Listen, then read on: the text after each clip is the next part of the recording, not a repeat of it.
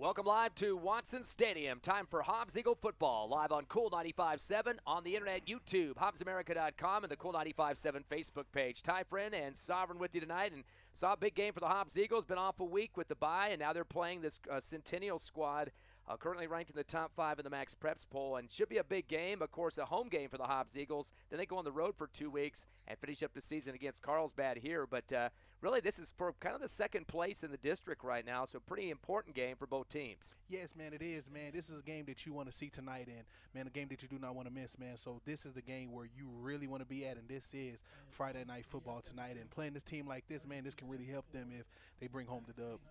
Centennial Hawks come in with a 5-1 record. The Hobbs Eagles at 4-2. Hawks are 2-0 in district, and the Eagles at 1-1. Of course, last week the Eagles were off with the bye, so they didn't have a game, and Centennial beat Alamogordo. National anthem starting here at Watson Stadium. We'll take a 90-second break and come back with more Hobbs Eagle football on the Hobbs Eagle Network.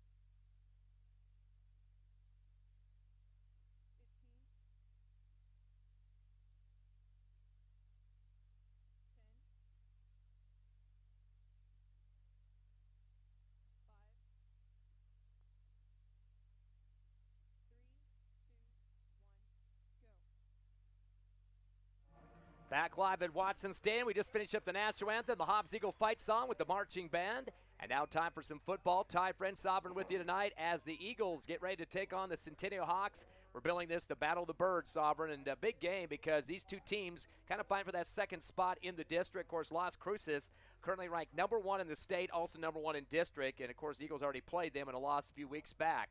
They'll still have a game between Las Cruces and Centennial later this season at the Field of Dreams in Las Cruces. But let's talk about last time the Eagles played the week before last. A big 21-point win over Alamogordo, 47-26. Should mention, too, this Centennial team only beat Alamogordo by 10. So Hobbs does have an advantage in terms of strength against the same team that they've had in competition earlier this season. In that ball game for the Eagles, in terms of their offense, Junior Madrano finished with 75 yards on the ground, but the leader on the running game was DeMarcus Hill, 17 carries, 121 yards, and 3 touchdowns. So he had 3 of the 5 rushing touchdowns for the Eagles. We've seen him step up in the last few weeks. Seamus Wright's been out for quite a few games now. But the big word is tonight he might play in this game. So it's going to be interesting to see how Coach Stevens is going to balance his running back field and how that's going to work. Jesse Nelson's also in there, too, at certain times. He had a pretty good game against Alamogordo coming into the fourth quarter, too. Wow, man. Wow, man. And them are some improving players right there, man, especially with Madrano being at the quarterback position and the way he runs and the way he, put, the team on his shoulders sometimes, man, when they get into a rough spot. But again, like you said, DeMarcus and, man, Jesse Nelson, man. So, man, there's some great running backs in the backfield, man. So, Coach do got a big advantage. And like you said, possibly that Seamus will be running out here tonight, man. So, Coach got a big advantage to have 3 great running backs in the backfield tonight, man, to be able to do some great work against Centennial. He had 242 yards on the ground against Alamogordo last week for the running game. A total 8.6 average per carry, so that's a big number there, and those 5 touchdowns on the ground. Eagles also threw for 158 yards off the arm of Junior Medrano. His biggest target, Braddock Beatty, 5 catches for 68 yards, had a touchdown. Justice French, 4 catches for 32 and a TD. And Josh Ortiz had 4 for 40. A couple of the receivers thrown in there in the mix as well. 158 yards, close to 10 yards a play in terms of the pass game. Had 2 touchdowns out of the 7 they had in that ball game. So the rushing game a little bit more predominant in terms of the numbers, 242 to 158. But Hobbs amassed 400 total yards compared to 337 for Alamogordo. Wow. So it looks like we're getting a little bit of both, but the rushing game is doing greatly well and everything like that. So, I mean, I'm ready to see both sides tonight, man. I want to see some passing game and also some rushing game, so I'm ready to see some improvement tonight. One thing the Eagles are going to have to show, too, is the rushing defense, because Alamogordo in the loss, 21-point loss to the Eagles, had 2 guys in triple digits. Nathaniel Best, 121 on the ground. Bryson Bloom, 111. Both of those guys scored 2 touchdowns, so 4 of all the rushing touchdowns between those 2. Just shy of 300 yards rushing for the team at 293. Only threw for 44 yards. The Eagles took care of the passing game defensively. But the running game with those 2 big backs, quarterback and the running back, tailback, those guys really dominated. And tonight they're going to have to face another guy that can run, Dalen Ramirez, currently at 1,040 yards rushing for the season for Centennial, 8.5 yards a pop. He averages 173 yards a game, has 13 touchdowns. So, again, it's hard to beat 2 running backs like they saw with the quarterback and the rusher against Alamogordo. But tonight it looks like pretty much the dominating force for Centennial is this Ramirez kid. In fact, he's got 1,040 rushing yards. He's caught passes for 204 yards. He is actually, if you put all his yards together out of the 2,497 that this Centennial team has had this season, he is 49.8% of the offense. That's close to half of the whole offense just in one guy, both rushing and passing, mostly in terms of the running game, though. Wow, man, from the hears of it, Ty, it seems like, man, the defense is going to come out here and have to double down and break down, man, and get ready, man, because, hey, if he's running like that and he's running up the field like that, man, from previous games and throughout his games, hey, man, the defense may have a little bit of trouble in their hands, but I believe if they come out here with focus and come out here with communication, I believe a stop can be done. So I'm ready to see it tonight. Now this Centennial Ball Club, in terms of what they've had to offer last week, they had their contest as well. They got to play. Well, the Eagles had to take a break because of the scheduling. But they played Alamogordo last week and only beat them by 10, which is 11 points less than what the Eagles beat Alamogordo. Centennial had 211 yards on the ground and 264 in the air for 475, so just 25 shy of the 500 mark. Definitely had a lot of guys involved in that game. Dalen Ramirez, once again, 180 yards rushing. He had 4 touchdowns, all 4 of the rushing touchdowns for the Hawks in that one, so he was the go-to guy in the backfield. Various guys catching passes for him. Andrew Sandoval, 6 for 95, 2 TDs. Chase Sanchez, 4 catches for 90 yards. Didn't score, but those are 2 of the top of their receivers. But again, 475 yards. They held Alamogordo to just 312 yards, which is actually 25 yards less than what the Hobbs Eagles gave to the Tigers. And, man, you know what? This game tonight, and also by you speaking of everything, with football, with high school football, man, everything is just unpredictable. It's like anything can happen. So you want to be able to take advantage of this and be able to know that, hey, man, if these teams that we got, man, can be able to do this to this team and everything like that, be able to pull up on that advantage and be able to do the same thing and even better on the field. Well, the impressive thing about Centennial's defense, too, they let the Bloom kid get 159 rushing for Alamogordo, but they held Best, their quarterback, to 21. So they shut down one of the running attacks that we didn't do with the Eagles. We got 2 triple-digit runners with Alamogordo. But, again, that's last week's games, and the week before that, this is the big one here. Hobbs actually has more yardage than this Centennial team, 2,845 to 2,497. The Eagles are showing 1,795 yards rushing, 1,419 for the Hawks, so we have more rushing yardage. Passing game, Eagles at 1,050 and Centennial at 1,078, so they've got 28 more yards passing. So I don't know if that's exact evened out there, but still, it kind of shows you the contrast a little bit about what these teams have to offer.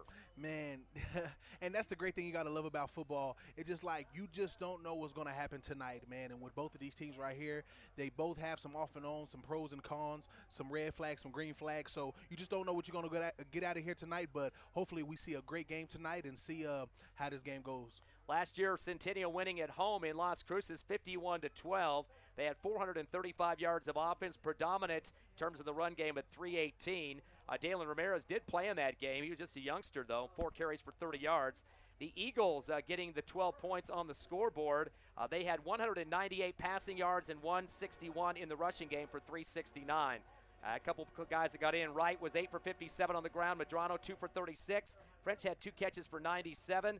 And also a couple other guys getting catches as well, including Beatty, 2 for 35. Ready for the kickoff. Centennial wearing the white uniforms, red numbers. Hobbs in the black with the gold numbers. And ready for the kick for Las Cruces Centennial. It rolls on the ground, takes a high bounce at the 10. Continues to go past the 5. Rolls for a second, picked up at the 10, and brought across the 11-yard line.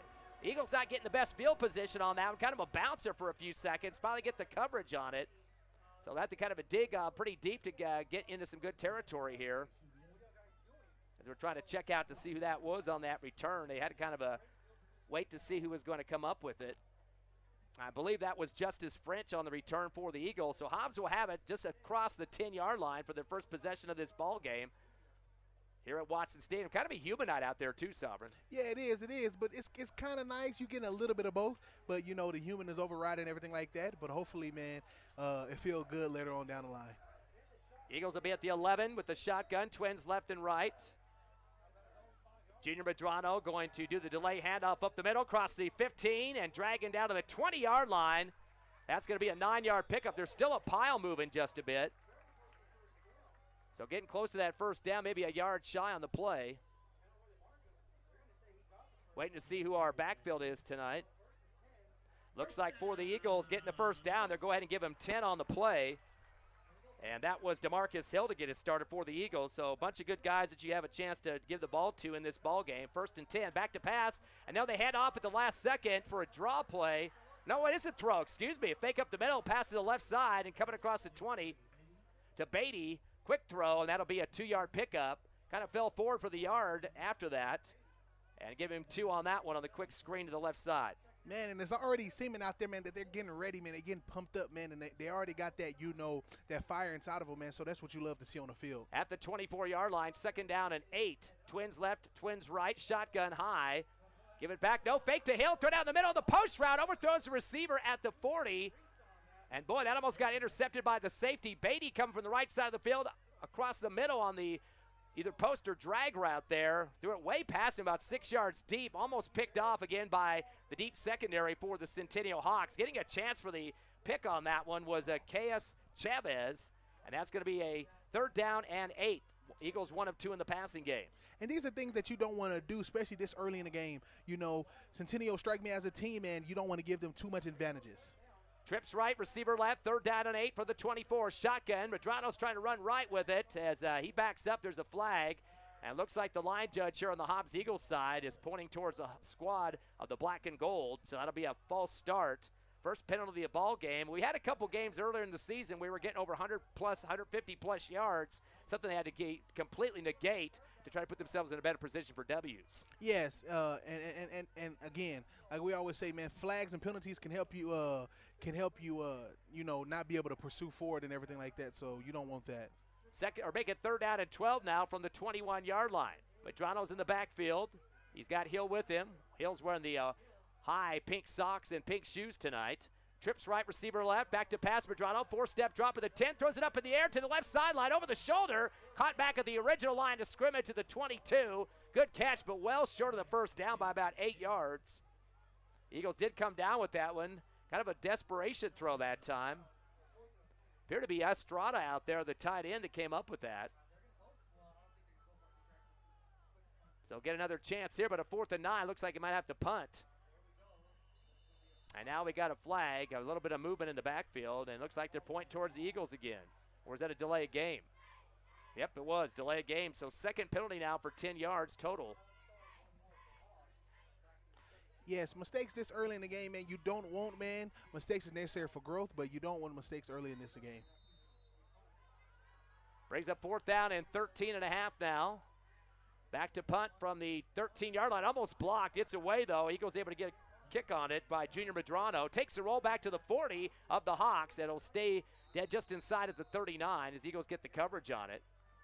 So first possession going back over to Centennial now. Looks like Beatty was the man that slapped that down on the turf there to keep it from rolling anymore. So good position here for Centennial as they'll have it at their own 40-yard line. Still 0-0 left hash for the Hawks with 10:24 left here in the first. And we know that the offense, man, made a couple of mishaps and everything like that, man. It's good for them to rebuttal and come back out and do great, but now it's time to see what the defense is all about. Their quarterback, Ruiz Laboran. Dalen Ramirez, their top running back. Stacked receiver on the right side, 2, and 1 on the left. Back in shotgun is Laboran.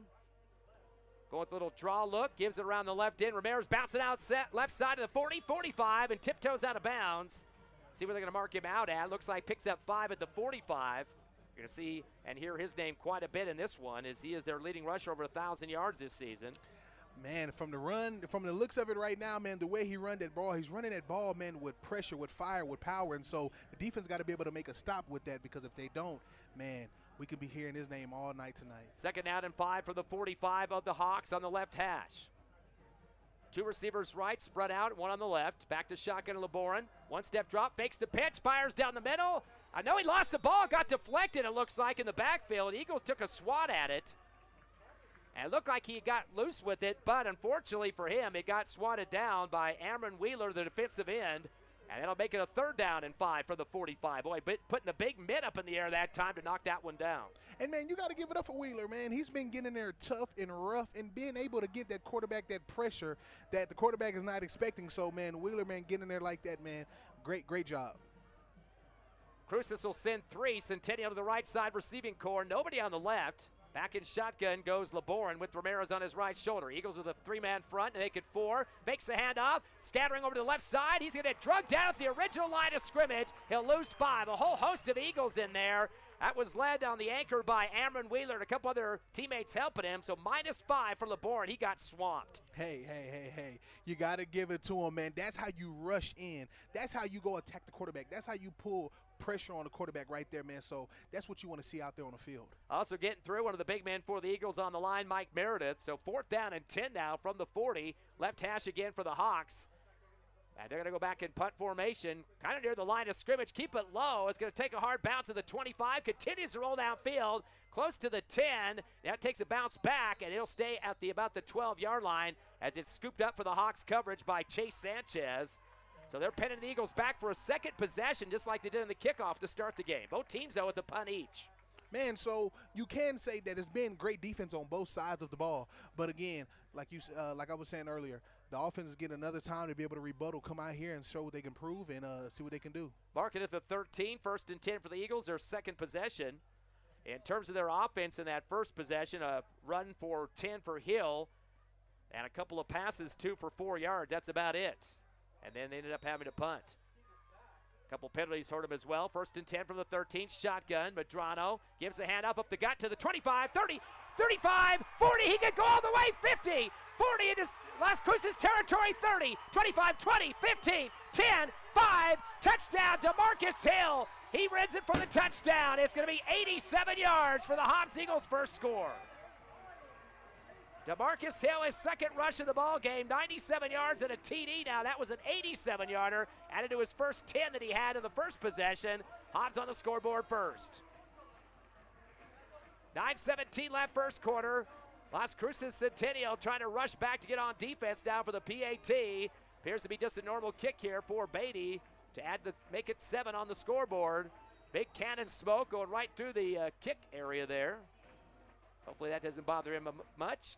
Good snap, kick is up, and the kick, kind of a sidewinder, and it's up through the uprights. What a run. What a run right there. 9:17 left here in the first, 7-0. Hobbs over Centennial. Currently ranked in the state of New Mexico above the Eagles, but Hobbs getting the better of them to start this one. We'll be back in 30 seconds on the Hobbs Eagle Network. Here. Oh,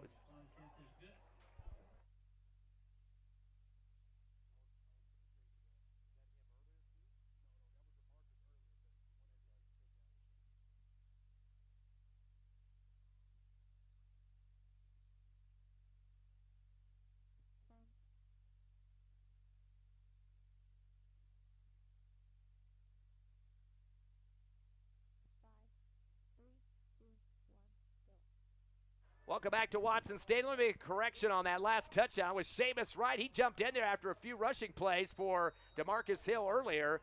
So he scores an 87-yarder for the touchdown off the run. On the kickoff, a bouncer to the 25, returned by Centennial up the middle, 30. Trying to zigzag through traffic and down at the 33. And that's the second series there for Centennial, as a return man for the Hawks was Andrew Sandoval, one of their wide receivers. So an 87-yard run for Seamus Wright.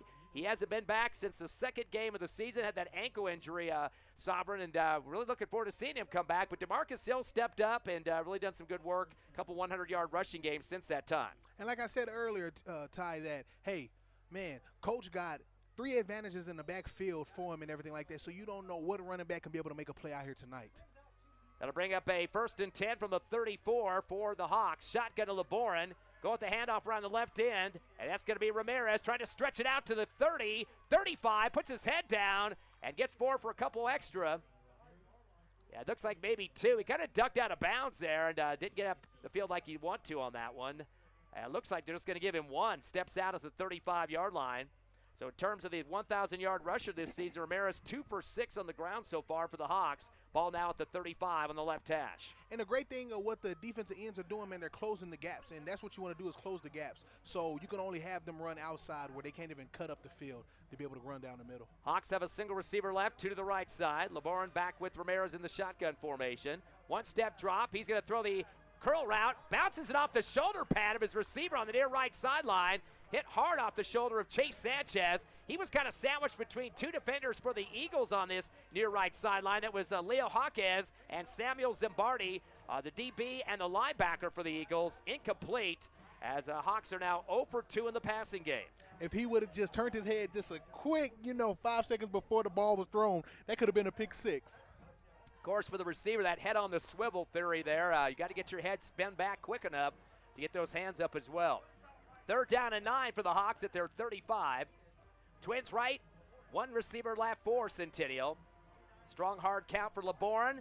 He's going to fake the screen, throw the slant route, diving catch attempt to the 45. That might be enough if he made the catch. It's going to be 10 yards. No, incomplete. They're going to say it's stretched through his fingertips there. Good stretch out for the receiver, Chase Sanchez, middle of the field around the 45. Got the seam there that time on the slant, but lucky the Eagles noticed that it hit the ground first. Otherwise, he would have had a first down. Yes, man. Yes, man. And I believe, I don't know if they may be going for it or they may be putting the ball. But, hey, man, the defense are doing good out there. 0 for 3 in the passing game for the Hawks. 4th and 9 from the 35. Here comes another quick punt. This one will take a little bit of a higher shot to the 21. Brought up the middle to the 25, 30. Zigging to 35. Near sideline 40, 45, 50. 40 of the Hawks down to the 30. And finally run out of bounds at the 29-yard line. What a great return for Moore on that one. Start around the 21. About 49 yards on the return for the Eagles at the 28 of the Centennial Hawks. So a big run for a touchdown earlier by Seamus Wright on a running play, but now this one was a punt return. Man, you got to give it up for Morrow because he's one of those athletes that play both sides of the ball. So him running like that, man, it's nothing new. It's not surprising, but, man, it was a great run by him. The Eagles taking opportunities here on a couple of punts by Centennial. We'll have it at the Hawks' 28-yard line, left hash, leading 7-0. 8:40 left first quarter. Trips right, receiver left. Medrano in the shotgun. He's going to tuck it and go up the gut. Takes the gap to the 25. Continues to barrel ahead. He's going to get about 4 on that one, maybe close to 5 for the quarterback Medrano, his first carry of the ball game. Eagles on the ground right now, 102 yards on 3 carries. Of course, the majority of that from Wright with the 87-yard touchdown run. So they do give him actually 4, it looks like. Brings up a 2nd down and 6. He'll take it again, this time to the right angle to cross the 20, and it continues to extend down. Very close to that first down. Needed to get 6 to the 19. Thinks he gets to about the 18. So 7 yards for Medrano. 2 runs in a row for the quarterback. He's got 11 yards now, and the first down for the Eagles. They'll have it at the 16-yard line here with the 1st and 10. Need to get to the 7 for the first. Shotgun, Medrano steps back, 1-step drop, throws it right to the right pylon, but towards the sideline, trying to dive for it. Out of play, though, incomplete. Kind of just launched it out there to see if that cornerback was far enough away that you could just kind of reach the ball across the pylon, but it was thrown towards the sideline. Incomplete. That was to Justice French. Hobbs now 2 for 4 in the passing game. Yeah, ball was a little off, but the receiver was wide open. I get the eye. I see where he was looking at and everything. So, I mean, just the ball just went a little off. Second down and 10 now from the 16-yard line. Trips left, receiver right. Madrona with the shotgun. Delay handoff coming to the left side, but met in the backfield and going down quickly. That was DeMarcus Hill. Defender didn't waste any time to get back there, and taking him out by the legs, Joseph Bitar. Bitar going to take away a lot of yards on that one. Maybe about 5 or so, 5 yards for -5 for Hill. Back to a shotgun, third down and 16. Back to pass at the 30 out of the shot. They'll throw it down the middle, and the seam right over the shoulder, wide open at the goal line for the touchdown. That's going to be a 22-yard reception. Wow, wow, wow, wow. Great play right there. Them are plays you want to make, especially like this. I mean, that was a great catch. Great catch. Edgar Zubia, the man that comes up with that one. Wow. So 22 yards for Zubia. And Eagles extend their lead to 13-0, pinning this PAT. The kick is up, and the kick is good. So the Hobbs Eagles back on the scoreboard again, 14-0 with 7:26 left here in the first over Centennial. Back at 60 on the Hobbs Eagle Network. You're clear.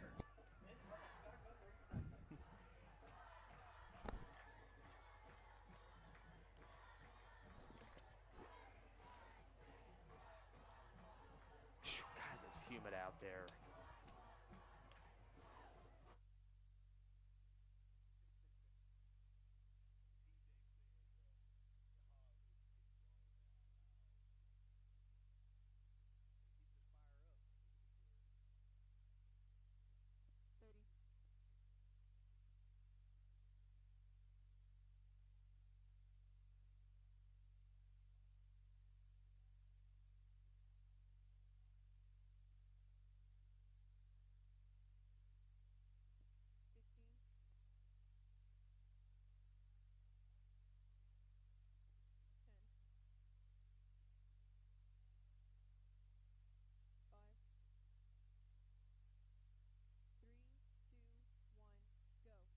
Back to live action here at Watson Stadium. Ty Friend and Mr. Sovereign with you tonight as Dalen Ramirez, the return man for the Cruces Centennial Hawks, gets it back to the 29, about a 10-yard return for him. He's the leading rusher for Centennial on the season, over 1,000 yards to his name.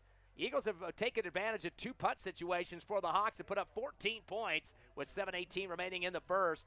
Of course, the 22-yard pass to Zubia just recently, and 87-yard rush for a touchdown for Seamus Wright in his first game back since week 2. First and 10 from the 28-yard line for the Hawks. Trips right, they bring a man in motion to the left side.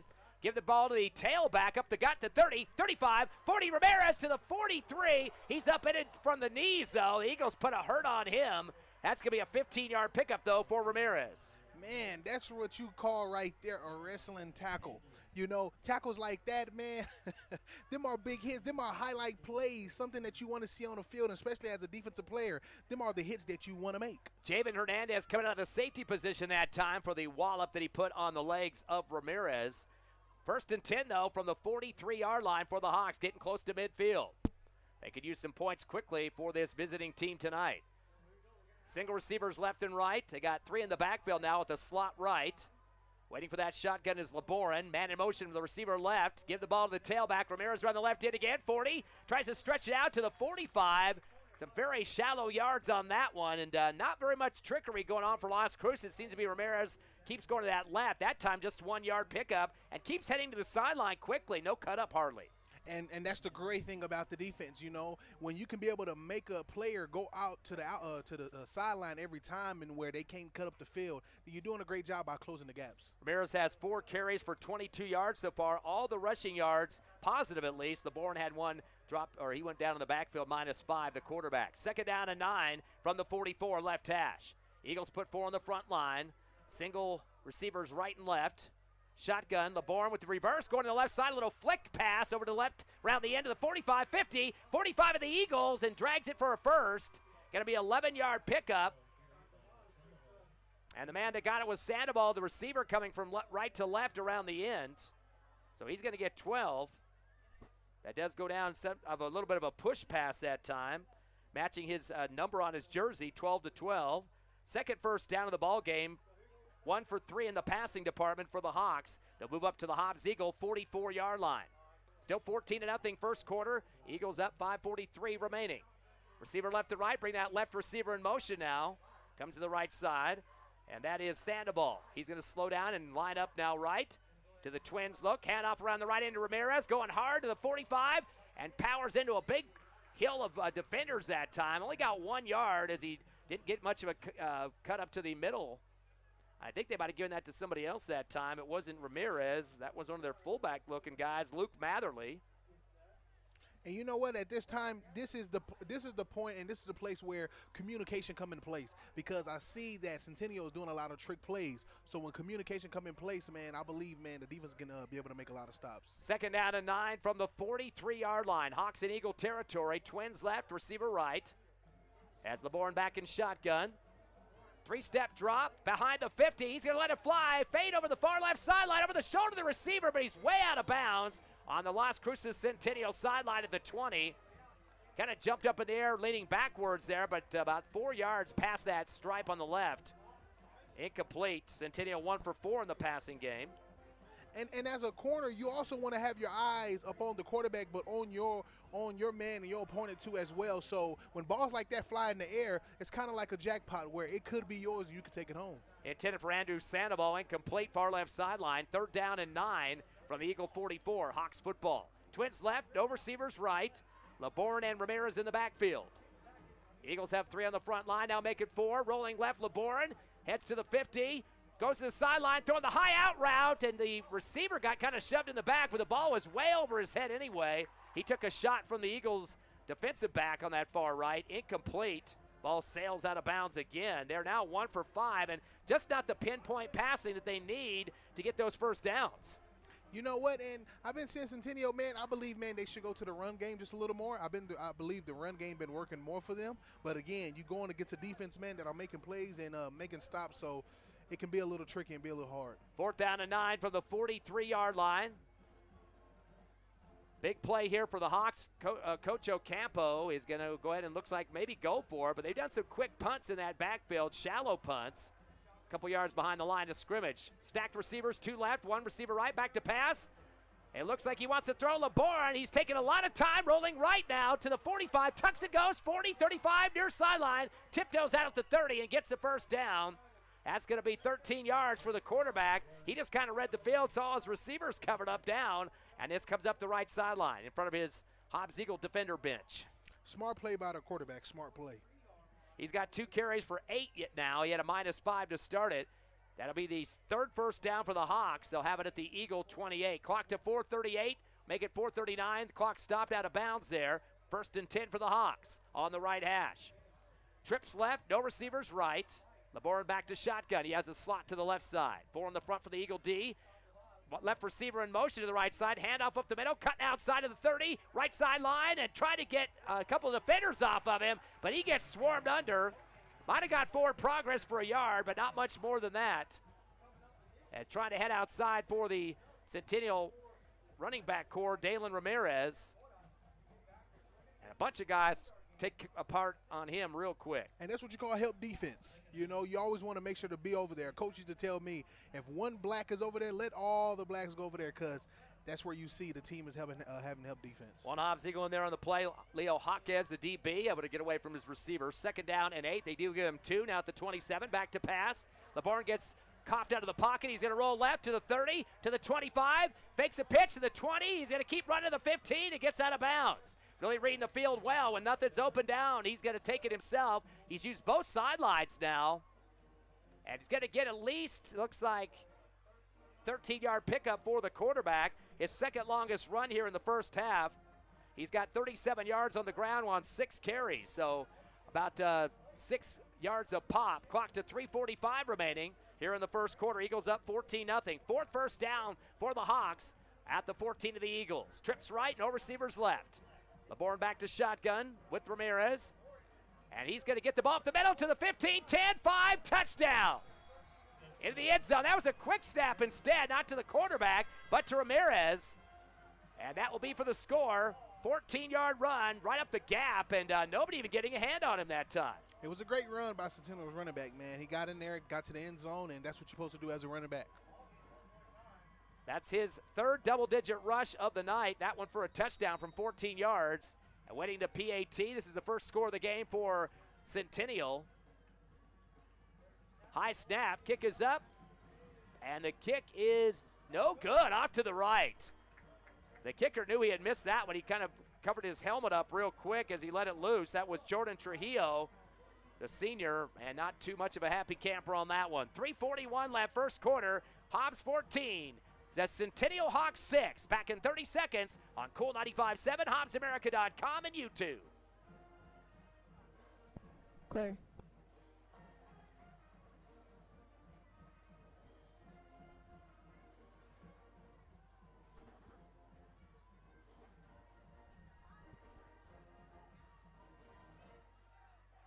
Ten. 5. 3, 2, 1, go. Your Hobbs Eagles still lead 14-6 here in the first quarter after a 14-yard run for Ramirez for the Hawks. Get on the scoreboard. Hobbs is up 14-0 prior to that. Of course, next week the Eagles will be on the road at Clovis. Then they'll return to Organ Mountain in Las Cruces the following week and wrap up the season here at home against Carlsbad. A lot of people are talking about this game could possibly have that second position cemented in the district. Of course, Hobbs still's got those 3 games remaining, though. But nice to get a pickoff here of Centennial, who's ranked in the Max Preps poll. The kickoff was picked up off the ground from the 23, run from the right to the left side of the field, cut up to the 30 near side, 35, and brought down at the 37-yard line. Boy, talk about some hard distance running from right to left. Of course, that was Braddock Beatty, the receiver. Gets the Eagles some pretty decent field position on their third possession. They've scored a couple of times already. They'll have it at their 34-yard line. Actually, no, they're moving it up to the 37-yard line. Great run by Beatty, great return. Eagles get into the line of scrimmage now. They'll send a couple of receivers right, 2 to the left side. A lot of pink socks tonight for the Eagles and some pink sleeves as well. Medrano will be the quarterback, of course. Looks like Seamus Wright back in. You can tell he's not wearing the pink socks. The screen pass to the right side. Ball caught in the backfield. Not able to get a spin and go with it. That's actually going to be a loss on the play.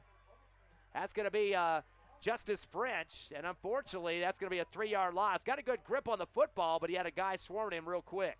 Yeah, man. And when plays like that, man, you really don't have nobody right there to be able to pick up that block. But, hey, man, great catch by Justice. 4 for 6 in the pass game now. Now with a shotgun. Medrano option out to the left side of the 30, 35, and tiptoed out of bounds is Seamus Wright again, trying to get back to the original line of scrimmage. And now he's not going to even get back there. They're going to give him 2 instead. So Seamus Wright trying to add on to his 87 that he had on that touchdown run on the second possession. Now 2 carries for 89 yards. Great to see him back in a black and gold uniform. And you know what? For him to run out of bounds like that, man, is pretty safe and pretty smart at the same time. You know, when you know that you can't get up the field and everything like that, but to crash in and everything, I mean, it just wouldn't be too smart. So to run out of bounds was a great play. 2:56 left, first quarter. Hobbs up 14-6 over Centennial. The battle of the Birds. Twins right and left. 3rd and 11 from the 37. Make it the 38. Shotgun handoff up the middle to the 40, 45, 50, and dragging another couple of defenders. That's going to be a 12-yard pickup up the gut that time. That's Wright once again. He's coming up hobbled, though. Not a good sign, Sovereign. Yeah. So Seamus Wright gets 12. He's got 3 carries now, over 100 yards in rushing. But that looks like he's going to go right to the sideline and lay on the ground, the trainer with him. That's the second first down for the Eagles at their own 49. Couple of receivers right and left is coming back to Marcus Hill, the running back. Wearing that pink, fakes the handoff to him, throw it to the right flat to the quick screen route, and looks like that's going to be brought down in the backfield. -2 or so for Hobbs on that one as he had 3 white jerseys on top of him just as he got his hands on the football. That was Braddock Beatty, but he's going to lose a couple on that one. And you know what? When the run game is working a little bit, because you wanna be able to run plays that the defense cannot stop. So as a coach, I would want to keep running the plays and doing the plays that the defense cannot stop. So a little more to the run game, a little bit more would kind of work and give them moving up the field. 2nd down and 12 from the 47. 5 in the front box for Las Cruces Centennial. Shotgun. Medrano going to roll left. Throws it to the sideline on the out route, jumping high, caught at the 43, and then spinning away from traffic, and then goes down on a somersault. Junior Medrano, I know that's Medrano throwing. That was Rodriguez that made the catch. Let's see, they're going to give him, I think, give him a first down or not. It's going to be very close. About 11 yards for Rodriguez on that one. They give him 12. That should be a first down, but it's very close. They're going to try to get a spot on this one. That's Derry Rodriguez. First time we've called his name this season. They're going to go with a 3rd and short. Handoff up the middle. Try to get through the gap. I don't think they're going to make it to the 40. They needed to get to actually to the 39, so it's going to be close. Right up the gut that time. And that was Hill. I need to get less than a yard, and very close to that 39 hash mark. Eagles are pointing first, but it looks like they're going to stop action here and bring in the chain. So we're going to get a measurement. Hobbs would have a 4th if they don't get it here. They're going to bring in, both teams are on their huddles. I guess they are going to measure. We'll take a quick 30-second break. Your Eagles up 14-6 over Centennial. Back with the measurement in just a second. Clear.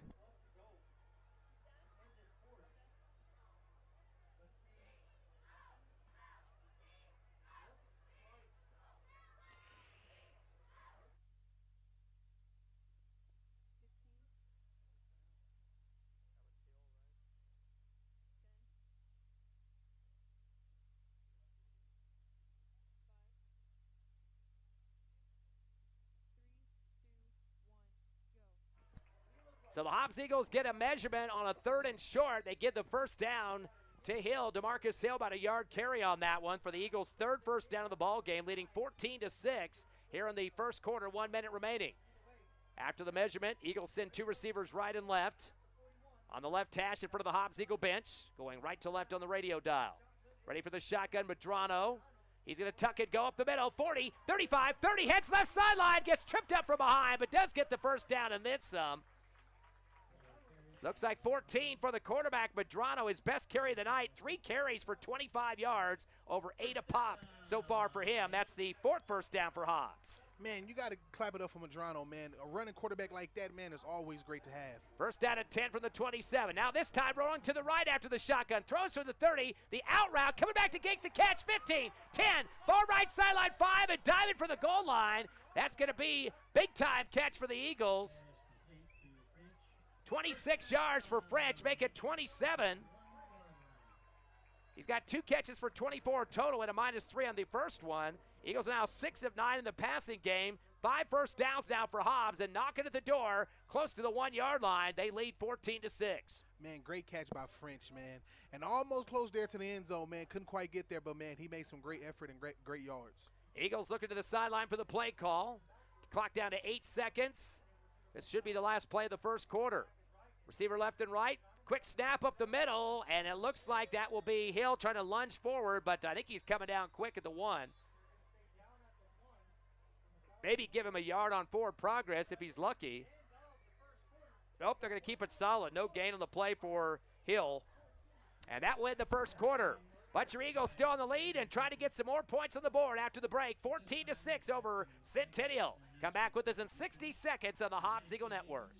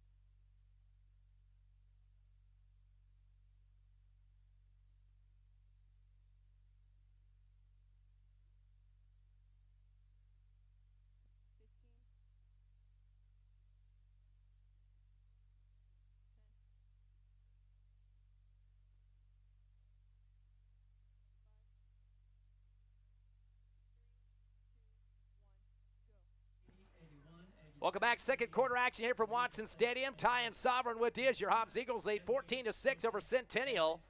Hobbs coming in 4-2 record. Centennial at 5-1. Eagles at 1-1 in the district. 2-0 for Centennial. Eagles football second and goal from the 1-yard line. Running up underneath the center, it's going to be Junior Medrano trying to move the pile on a quick snap to him. As he tries to get off to the left a little bit, it's brought down at the same line of scrimmage for no gain on the play. He came running up to the line, got the snap, and then tried to move forward to the left a little bit, and it went down shoulder first. So no gain on the play for Medrano. And a big play here on a third down for about the 1.5-yard line. And I believe going shotgun to work for a little bit. You know, you don't want to do too much play action or standard. Seamus right in there in the backfield on his left shoulder. Fake the handoff to him. Medrano heading left, now back to the right. Has two guys chasing him, and he throws the ball down hard to the line of scrimmage. He was right behind the line that time, and since the ball did get to the line of scrimmage, that will not be illegal grounding. Although could be possibly when you have all these linemen standing there, no receivers anywhere close. They're having a discussion. I should have shut my mouth because the zebra stripes are talking about that. Was there even a receiver even close? He looks like he threw it right towards where the center hiked the football. He was just pretty much getting away from it to avoid the sack.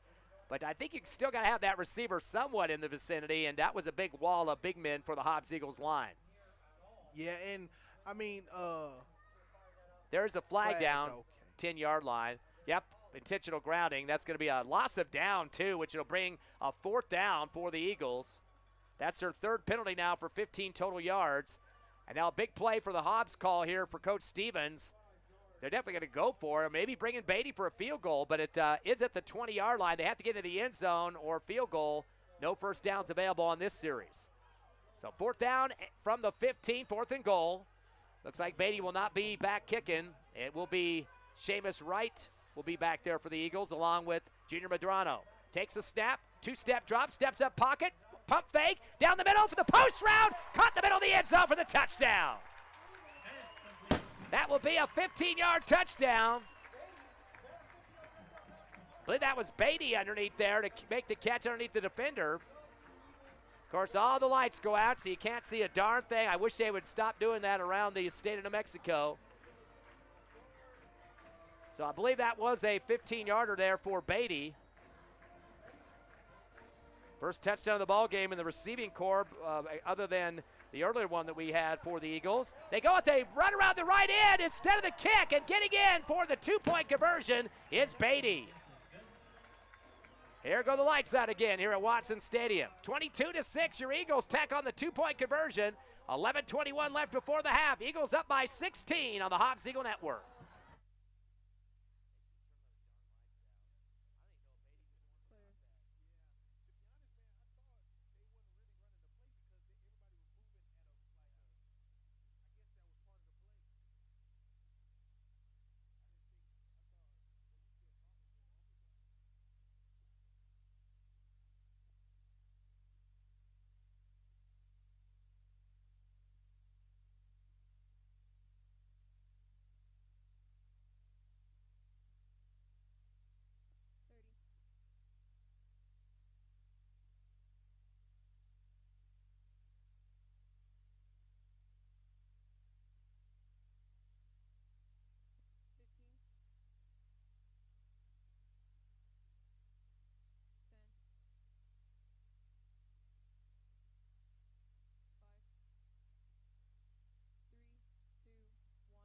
Go. 5-yard kickoff return for Centennial as they try to get upfield. They got it from the 20 and try to go forward, and the Eagles just bulldozed him down. That'll give them at the 23. Hobbs up 22-6 with 11:12 left in the first half. 15-yard pass to Beatty on that last touchdown drive for the Eagles. They are 8 of 10 in the passing game, 80% off the arm of Junior Medrano. And you know what, man, with that last play, man, I didn't know what was going on, Ty, man. I thought they was kind of moving through the motions, but I guess it was all part of the plan, and there you go. You got a touchdown with it. Yeah, Beatty just picked it up and took around the right end for the score on the two-point conversion after catching a touchdown pass. We got a penalty against the Eagles on the return. So a 10-yard penalty going to be charged to the Eagles on a holding penalty. That's their fourth penalty of the ball game. None currently for Centennial. 25 yards in handkerchiefs for Hobbs. That will start it at the 35 and make it the 34 for the Hawks in their own territory, but they trail by 16. Pair of receivers right and left for the red and white. Eagles have 3 in the front for the defense, now make it 4. Back to shotgun for the Hawks is LeBorin, the quarterback. He's got Ramirez with him on his right shoulder. Fake the handoff. He's going to fire down the middle of the slant route. Sliding catch going to home plate that time for 11 yards. Good snag there right in the numbers to Andrew Sandoval. Sandoval for 11. His first catch of the ball game. 6th first down. And they are now 9 of 11 in the passing game. Both teams doing a pretty good job of starting to connect on their throws. Man, it is, man, and doing great plays by it, too, as well, man. It kind of tricked me there for a little bit, so I know being on the defensive side, man, you're going to have to stay focused when it comes to stuff like this. First down and 10 from the 47, still in Hawks territory. Getting near midfield, though. Receiver left and right. Go back to shotgun is LeBorin. Has one man behind him. Give it off to Ramirez. Coming to the left side. Stretch it out near left. Getting tracked down at the 38 behind the line of scrimmage and run out of bounds. Ramirez was being chased by 2 Hobbs Eagle defenders and putting a bruising on him. Adrian Mora. And also for Hobbs, it was Gavin McPherson, the linebacker. So a 1-2 combination. See how many yards they're going to mark him down on this one. Looks like a -4 on the play. And that's how you do it. You want to go and make plays like that. And one thing I love about Mora, being back there as a safety, man, he come in fierce, with fire and stuff. And he put that on the field, so I love that. I love to watch that on the field tonight. Actually, -6 on the play on that one. 2nd down and 13 for the Hawks. At the 43, back to pass LeBorin, dancing around in the backfield. He's going to throw the high out route, caught at the 45 of the Eagles, but met by a wall after that. They have about 11 or so on the catch. That's Cole Alon, so 7 yards for him. Let's see, actually they're going to give him, looks like more like 8 for Alon. It's his first catch of the ball game. 2 for 6 in the passing game now. Ball placed at the 47 or 46 of the Eagles. 3rd down and a long 2, make it close to 3 now. They break their huddle, get back up to the line. Little double slot look on the right. Nobody in the receiving core. Eagles left line bouncing up towards the line of scrimmage. And hopefully they didn't get across the line, but a timeout call for Coach Ocampo. And luckily Eagles didn't get an offside penalty. That would have been their 5th penalty of the ball game to 0 for Centennial, but the timeout comes anyway. 10:25 left, 2nd quarter. Eagles up 22-6. We'll be back in 60 seconds.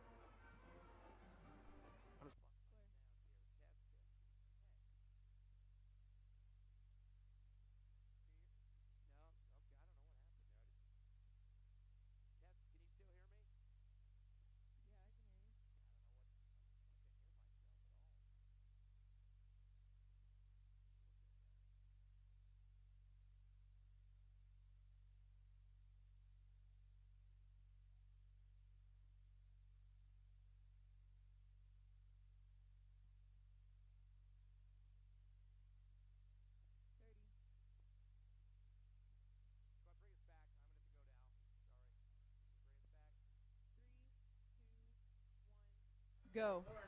Shotgun to LeBorin. He's going to roll right. He wants to throw on the run towards the right sideline. Lofts it down the field. And does he connect with the receiver at the 10? Yes, he does. But I believe they said, oh. That's a 40-yard pickup for Sandoval. The receiver came back to the football. His first catch of the ball game. 3 for 7 now, the passing game for Las Cruces High. And they got a first down, their 5th of the game, as they'll have it at the Eagle 14-yard line. It is 22-6, Hobbs up by 16, 10:05 left, 2nd quarter. Trips left, no receivers right. LeBorin back in shotgun with Ramirez. They flip it right to Ramirez. He zigzags down the middle and gets brought down to the line of scrimmage before he could cross the line. That was a quick snap to Ramirez. Quarterback LeBorin headed right away from the play. But he might have been bottled up behind the line. Are they going to give him forward progress? Looks like maybe 1 yard they give the running back Ramirez. He has had 9 carries in the game. His long was 15, but he did have a 14-yarder for a touchdown on the ground. 2nd down and 9 now from the 13 of the Eagles. Clock ticking at 9:23. Twins left, receiver right. Bourne taking his time in the backfield, waiting for the shotgun snap, brings his receiver right in motion to the left side. Fake the handoff, throws the screen to the left. Gonna be a flea flicker, toss down to the left corner of the end zone. Eagles covered it pretty well. I think the receiver is out of the back of the end zone. The back judge holding the flag up in the air, hasn't thrown it yet, and then finally does. Boy, that was a late call there. Coaching staff of the Eagles are going to say, what the heck, were you thinking about it or not? He just held it up above his head and kept walking, and then finally throws the flag. They threw it to the motion man, the receiver from right to left. He stopped about halfway towards the sideline, just let it loose down the far end zone, left side. But, boy, it took him a long time to make the call. But I think the officials are saying that the receiver is already out of bounds anyway on the back line there. Man, he was very close. He was very close, man. With plays like that, you want to make sure to keep your eye on the backfield, but also on your opponent, too, as well, because, hey, man, plays like that can also be slipped into the end zone. But great coverage by the defense. The flag stays in the end zone. I haven't seen him wave it off yet. I guess no call on that one, so that will be – Coach Ocampo wants to know what's going on. Incomplete on the play. Going to be at the 6-yard line, 2nd down and 3. Receiver left and right. Back to shotgun. Quick snap again to Ramirez. Comes left, cuts back up the middle to the 5 to the right side of the end zone for the score. Pretty much untouched that time. 7-yard run for the running back for Ramirez. That's his 2nd touchdown here in the first half. He had a 14-yarder earlier, and the score now 22-12, and you're starting to see Ramirez come uncorked a little bit. Man. You don't want to be able to, have that player right there, man, get out the works and really build that fire up, because we can be hearing his name, especially by his previous runs. You don't want him to get fired up. Waiting for the PAT now for the Hawks, who missed one earlier. That's Jordan Trujillo. High snap, kick is up, and this one looks like very close, but barely gets inside the left upright. I thought that was going to veer left a little bit. He's kind of kicking it very quick as the ball gets put down. He's already got his foot swinging out, but he got it through that time. 22-13, Eagles still by 9 with 9 minutes left, second quarter. We'll take a quick breather and come back in 30 seconds on Cool 95.7, HobbsAmerica.com, YouTube, and the Cool 95.7 Facebook page.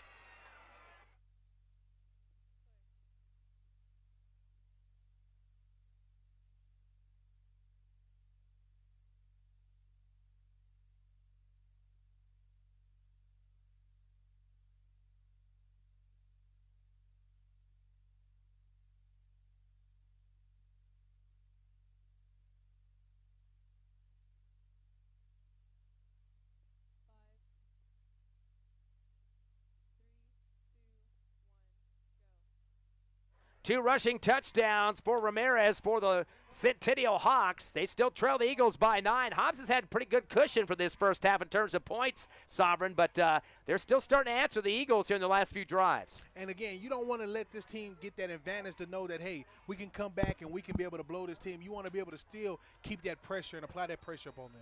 Hawks getting ready to kick off from their 40-yard line. They'll keep it low, but end over end, caught at the 29.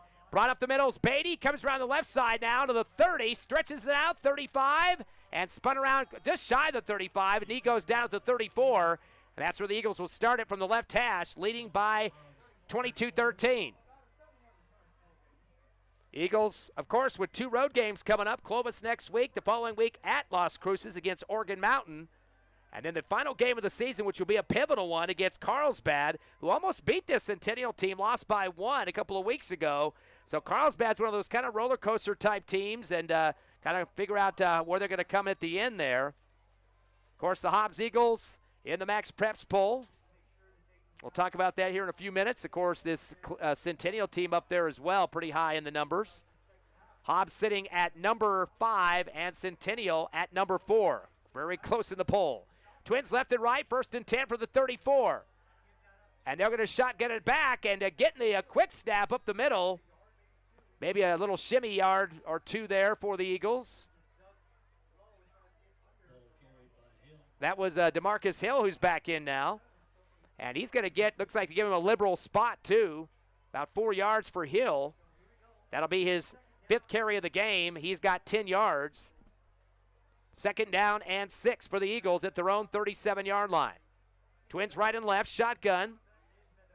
Medrano going to hand it around the right end, 40. 45, spinning, 50, into Centennial territory, down to the 45-yard line. Man, that's going to be 21 yards for DeMarcus Hill. That's how you run the ball right there, man. The spin right there up the middle to keep going. And a coach always told me, always keep your legs moving, and that's what DeMarcus Hill did on that play right there. Kept his feet moving and got up the field. 21 yards on that one. He's got 31 overall. That is the 7th first down for the Eagles at the Hawks 44, middle of the field. Twins right and left. Shotgun coming for Medrano, but they got a flag before. False start called on the Eagles. They're starting to eat those handkerchiefs too. That is their 5th penalty for 30 yards. No penalties yet for Centennial. That'll back it up to the 48 now, still in Centennial territory.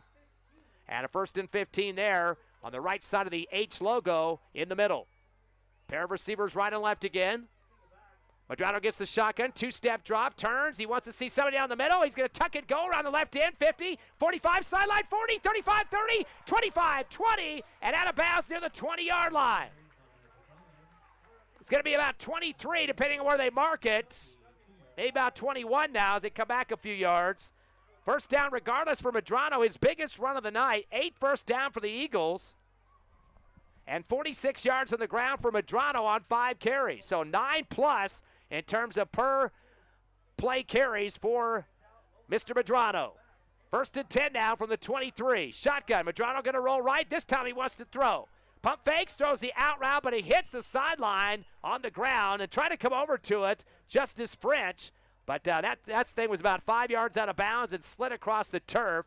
Pretty good coverage there for Centennial, hanging with the French that time, the cornerback, Mateo Marquez, incomplete for the Eagles. And you know what? With a quarterback like Medrano in the backfield like that, man, with speed and got an arm on him, man, you want to make sure to get open for your quarterback. 9 for 12 in the passing game for the Eagles. 2nd down and 10. Medrano from the 23. Shotgun to him. Gives a handoff up the gut. And just a dive play for the Eagles across the 20. They might have given forward progress. Might have got down to the 18-yard line. Taking a while to get everybody off the pile that time. And it looks like Seamus Wright, he's not wearing the long pink socks. We're trying to keep track of it that way. Or maybe that is, or is that DeMarcus? It's DeMarcus that time. They give him 4. 3rd down and 6. Back to pass Medrano. Stays pocket. Then gets flushed out. Drug from behind around the waist and brought down across the 20. There's a flag on the line on the right side. Didn't think he got much on that one. If he got back to line, he's lucky. Flag came back around the 20 on the near right sideline from the line judge. Wait to see what this is all about here. I don't think it was going to get any gain anyway, but don't want to go back 10 if it was a holding penalty. So wait to see the call here. Officials talking to Coach Ocampo on the far left sideline about the play. It doesn't look like a good sign for the Eagles. Long discussion here. Still haven't seen the signal yet. Holding penalty against the Eagles declined, so it won't be marked off, but it will be a 4th down. That's why it was declined. Eagles have to make a big decision here with 6:58 left here in the second. Hobbs up 22-13 over Centennial. They'll have the ball at the Hawks 18-yard line. 4th down and 6 with a pair of receivers left and right. Coach Stevens going to take his time on the sideline. Coming up with the call he would like here. I don't see any kicking unit getting ready, so that would be Beatty. If they did that, it would be about a 35-yarder if they pike it from the 18. He does have a leg to do that. Coach is letting the field clock run down to 3, 2, 1, and now they're going to call the timeout and to talk about it. So that's going to be a big discussion here.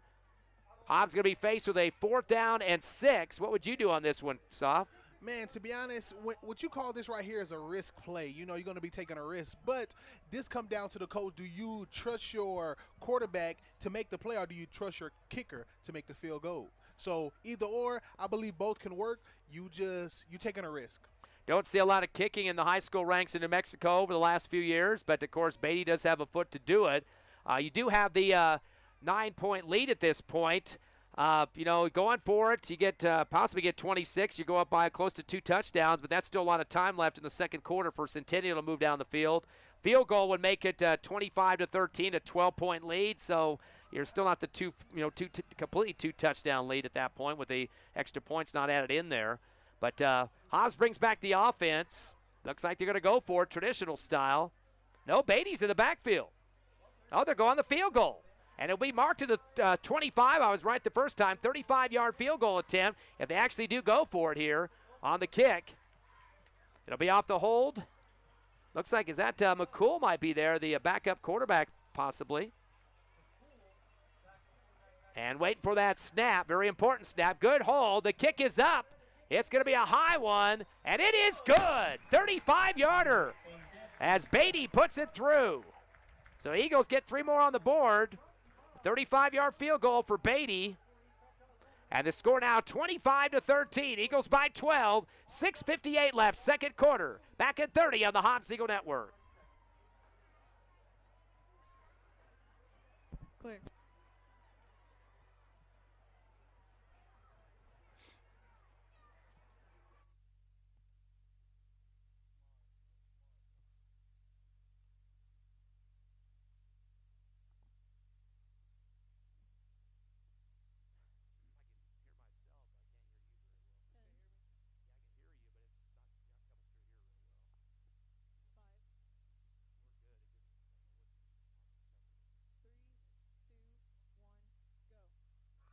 35-yard field goal converted by Beatty. Eagles up 25-13 with 6:58 left in the second quarter. And ready for a quick kickoff. They'll keep this on a bouncer to the 30. Goes to the far right sideline and out of bounds. Don't think it touched anybody, so that'll probably be a 35-yard mark here. Usually that's where teams will take it, especially if it's ahead of where the ball went out. So it went out about the 20, so I'll actually make it more of a 15-yard penalty when it's all said and done. So good field position for Centennial after that kick. Hobbs up again by the 12 points. Of course, they had the first 2 scores of the game. Seamus Wright, 87-yard rush for a touchdown, and then a 22-yard pass from Junior Medrano to Zubia. Made it 14-0. Centennial came back with a score from Ramirez. Missed the extra point, though. 14-6 the score. Hobbs got a 15-yard pass to Beatty, making it 22-6. Centennial Ramirez run, 22-13 Hobbs. And then the 35-yard field goal, 25-13 here in the second. 1st and 10 for Centennial at their own 35. Eagles have a bunch in the box now. 5. Receiver left and right for the Hawks. Shotgun. Rolling right. Actually, quick snap to Ramirez. Comes the right side of the, trying to push the wall to the 40. He'll get at least 5. Now continues to move the pack. Might get more than 6 or 7 on this one. They're doing a lot of that direct snap to the running back. I guess that gives him kind of a chance to get in a little bit of a motion towards the football and get that forward progress going.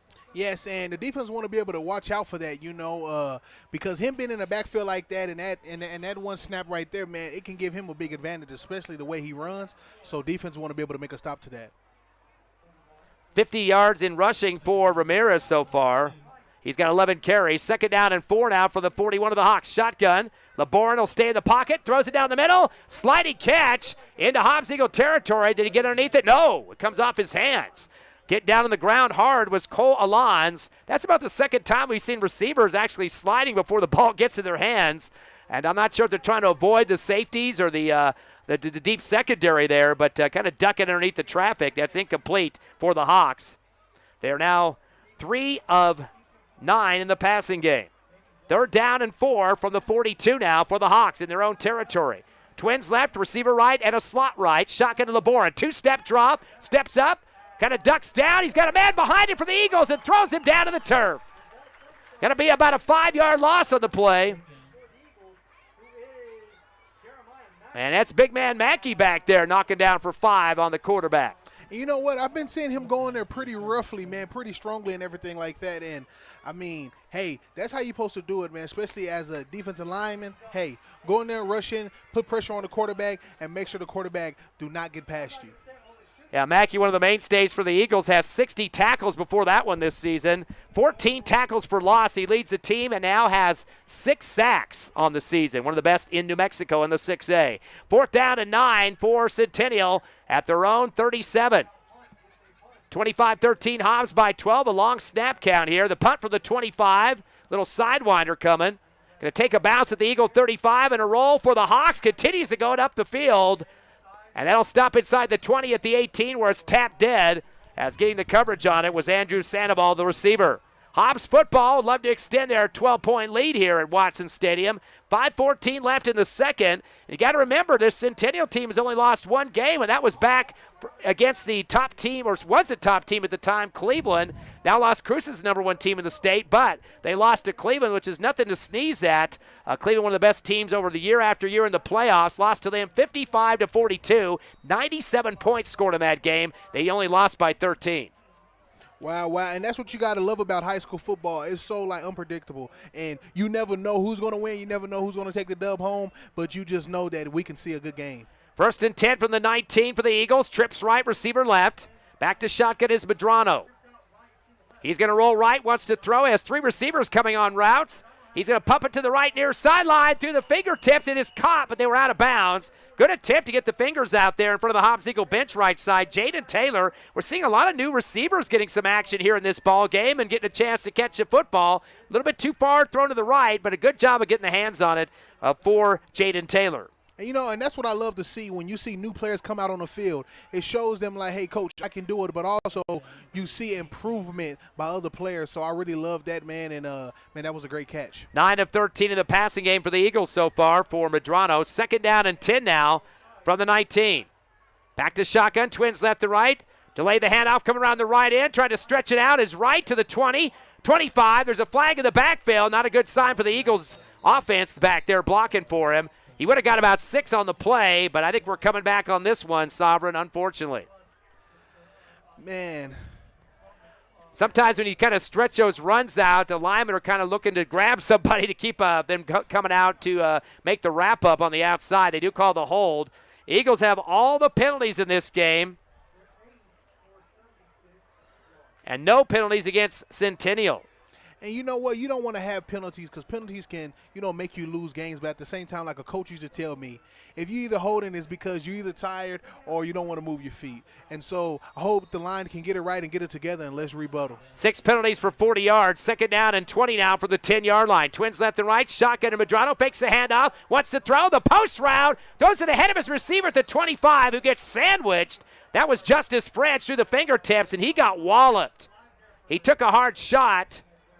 And I think the guy that got him there was Jonathan Valenzuela. Might have got helmet to numbers that time, incomplete. He was between a couple defenders, and you could just tell they were going to come down hard on him. And he got his arms out there, but got crunched up. Incomplete, back at the 10, make it the actually 8-yard line. Hard to tell which line it's on with that soccer goalie box there and all those extra sport lines. 3rd down and 20 from the 10. Shotgun back to Medrano. Stays pocket. Fires the curl route. Ball tipped to the air. Centennial tries to get an INT at the 24. There might have been a little pushing before that ball was in the area. I'm not sure, maybe an INT or maybe PI against one of these two teams. Almost picked off by Jacob Bermudez. Anxious to see which team this is against. I thought it was in the middle of the pass play there. No, they're going holding again against the Eagles. They're going to be declined on that one because they want to get the ball back. Does Centennial trying to get a punt here? Boy, the penalties are mounting against the black and gold. Luckily, though, Sovereign, they've got a 12-point lead, the Eagles. Yes, man, that helps them very much. But, again, hey, you do not want to have a lot of penalties. You don't want to continue it. So, hopefully, man, after these penalties right here, we can be able to cover up that mistake and get back to it. Yeah, 2 of their penalties have been declined. That would have been an extra 20 yards added to the naughty list there. 4th and 20 from the 10. The punt coming from the 2 yards in the end zone. A high one. It'll be dropping at the 50. Almost touched by Centennial. And getting away from it the last second was Dalen Ramirez, the running back. Eagles get the coverage. Boy, they almost got a bump on the ball there. That would have been a recovery for the Eagles. Good coverage, though, for Hobbs to get on it regardless. Adrian Mora chases it down. But Centennial going to get a last hurrah. They got 4:37 to work with here in the second. 25-13 Eagles. And the play has gotten kind of a little, not dirty, but I'm just kind of messy out there. I haven't seen a lot of clean offense here in the last couple of minutes. Yeah, man, if we could just clean up the offense, especially on both sides. And I've been seeing a lot of,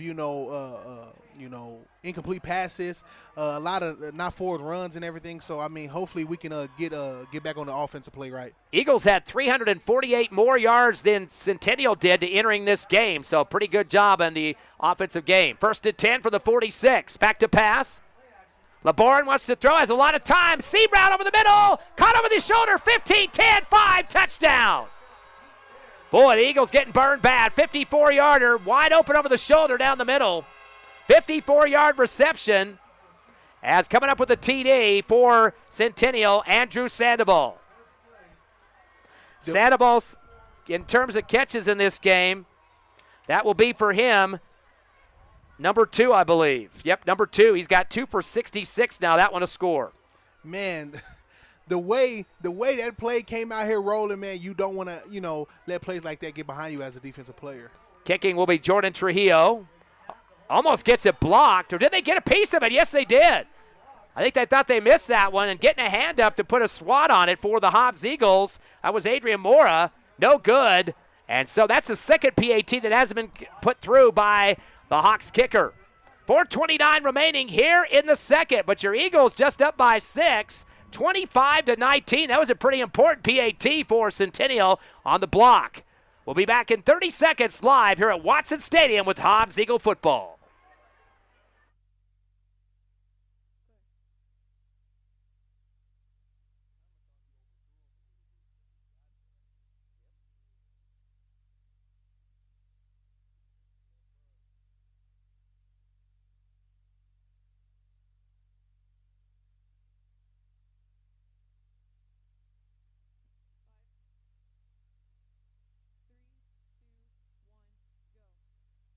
This game has got tighter here at Watson Stadium, 25-19. The Eagles up by 6 with 4:29 remaining. Hobbs will get a possession here shortly, Sovereign. A lot of time on the clock here.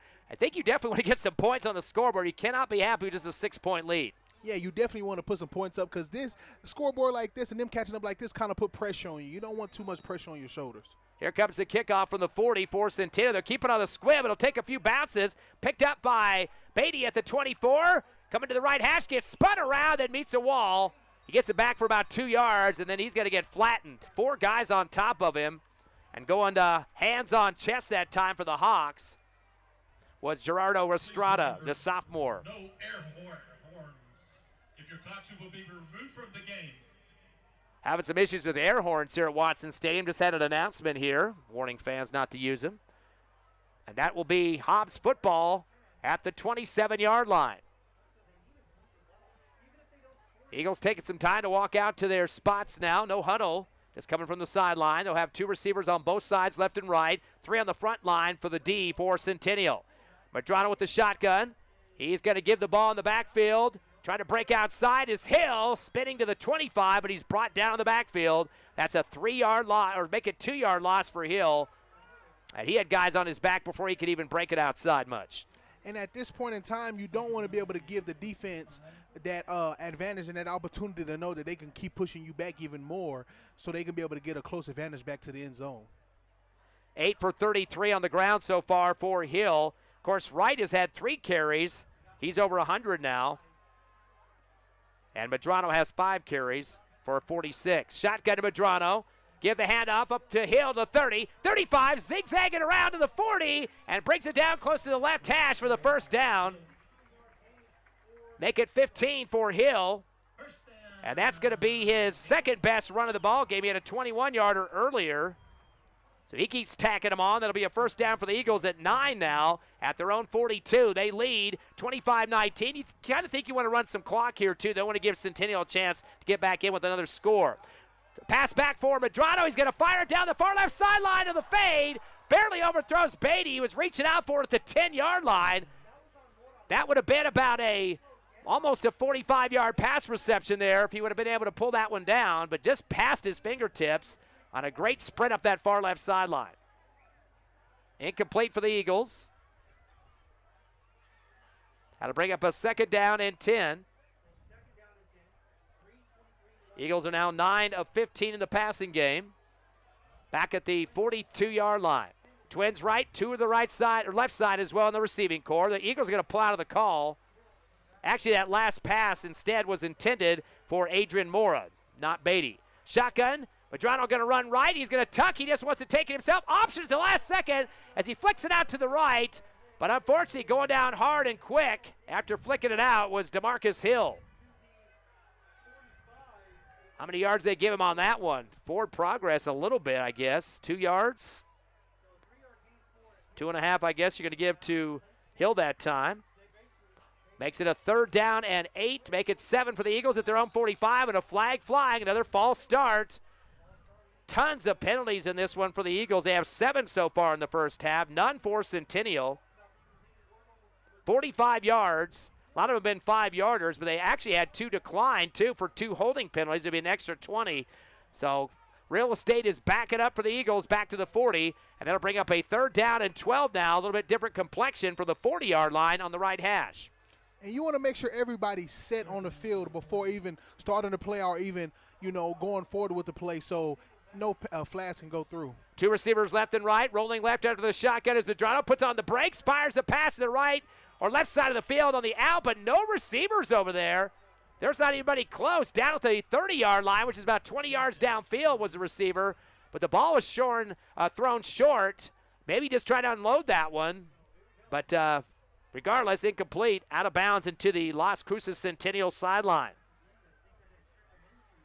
Eagles have had 3 catches for Beatty, 2 for French, and 1 apiece for Estrada.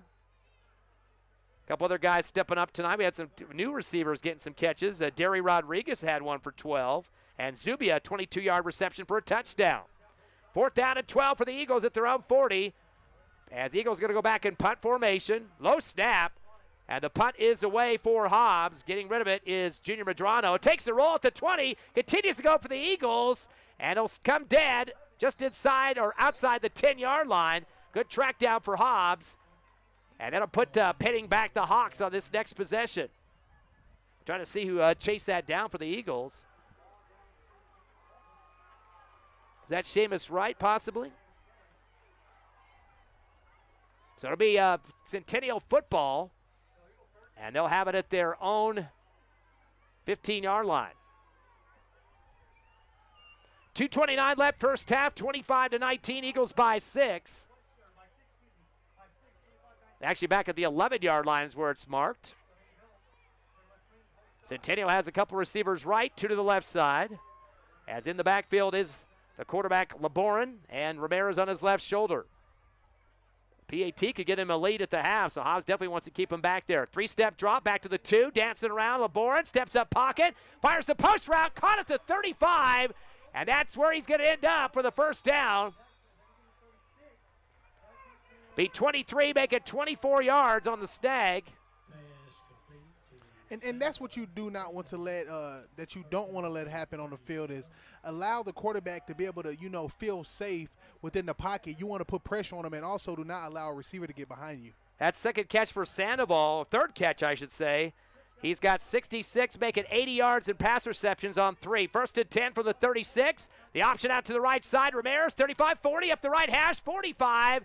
And then there's flags flying everywhere as he got battering ram. There's a couple of flags back at the line of scrimmage, too. Those came on the way over there. So flags flying from every direction. Might be multiple fouls on this play. Helmets are off, I think, as well. We'll have to wait and see what the call is. So there's a couple of flags near the line of scrimmage, one up where the play ended as well. And, of course, they go both ways. We got personal foul, helmet-to-helmet contact against Las Cruces Centennial. That'll be a 15-yard penalty. Personal foul called on the Hawks. Their first penalty of the ball game, and a big one, too.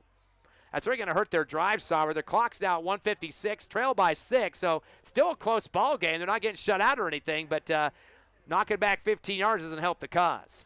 Yes, man. It's going to give them a good advantage, but at the same time, man, you want to be able to make a stop. No long passes. If I had to give a word out there to the safeties is watch out for receivers that get behind you in corners. Stay on your man.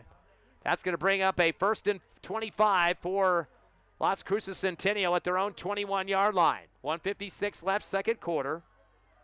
2 receivers left, 1 to the right side. LeBorin and Ramirez in the backfield. LeBorin about 6'3" back there, too. Got some good size as a quarterback. You were mentioning that in the pregame show. A guy that can see over the line pretty well. Yes, man. Yes, and, man, great athlete out there, man, and move very athletic. So I really like to see him on the field. Hasn't had a lot of rushes tonight. 3 carries for 3 yards. He's been dropped twice in the backfield, -10. 3-step drop. He wants to throw behind the 15. He gets banged as he unloads it. Caught the 40, 45, down to the 50. That will be a first down and then some. That's a 27-yard reception. And coming up with the catch is Cole Allens for 27 yards. 2 catches for 35 for Allens now, 7th first down. And now the Hawks are 6 of 12 in the passing game. Moves the chains up to the 49. Trips right, receiver left. 1:45 left in the half. Eagles up by 6. Bourne back in shot again with Ramirez. 4-step drop behind the 40. He's going to roll right. Tucks it, goes, and then throws. Tries to get it down the middle, but overthrows his receiver at the 35. Almost picked off by the Eagles. A tasty one up in the air that time, intended for Chase Sanchez. And good reaction from the secondary for the Eagles to try to get a snag on that one. Unfortunately, a little bit hard mustard shot there. No chance to pull that one down for an INT. Man, could have really been helpful for an interception right there. Unfortunately, incomplete pass. And great rush in, I've seen by the defensive lineman getting in there attacking and making sure to get there to pull pressure on the quarterback. Amron Wheeler close to the area that time on the incomplete. 1:33 left, does stop the clock for the Hawks. It gives them a little bit of help. 2nd and 10 from their own 49. Left hash, 2 receivers far right and 2 to the short side in front of the Hobbs Eagle bench on the left. Shotgun. Here's LeBourne, 3-step drop, gets a chase, rolls right, steps up, still nobody open. Now 2 more guys come back to pull him down. We got flags flying. More than likely a hold against Centennial as long as it took for that play to develop. And a big loss on the play. That's going to be an 11-yard loss or maybe more. Now, I think Hobbs might even decline this one with such a drop-off on that. If it's a hold, that's more yards dropped in the backfield than the hold would be just 10. They got 11 on the minus on that one. The holding penalty against Cruces is called declined by Coach Stevens. So a minus 11 as getting dropped is LeBourne. Had a good chase on him. Originally coming through with the penetration for Hobbs was Joseph Reza, the linebacker. So lots to try to make up here. It'll be a 3rd down and 21.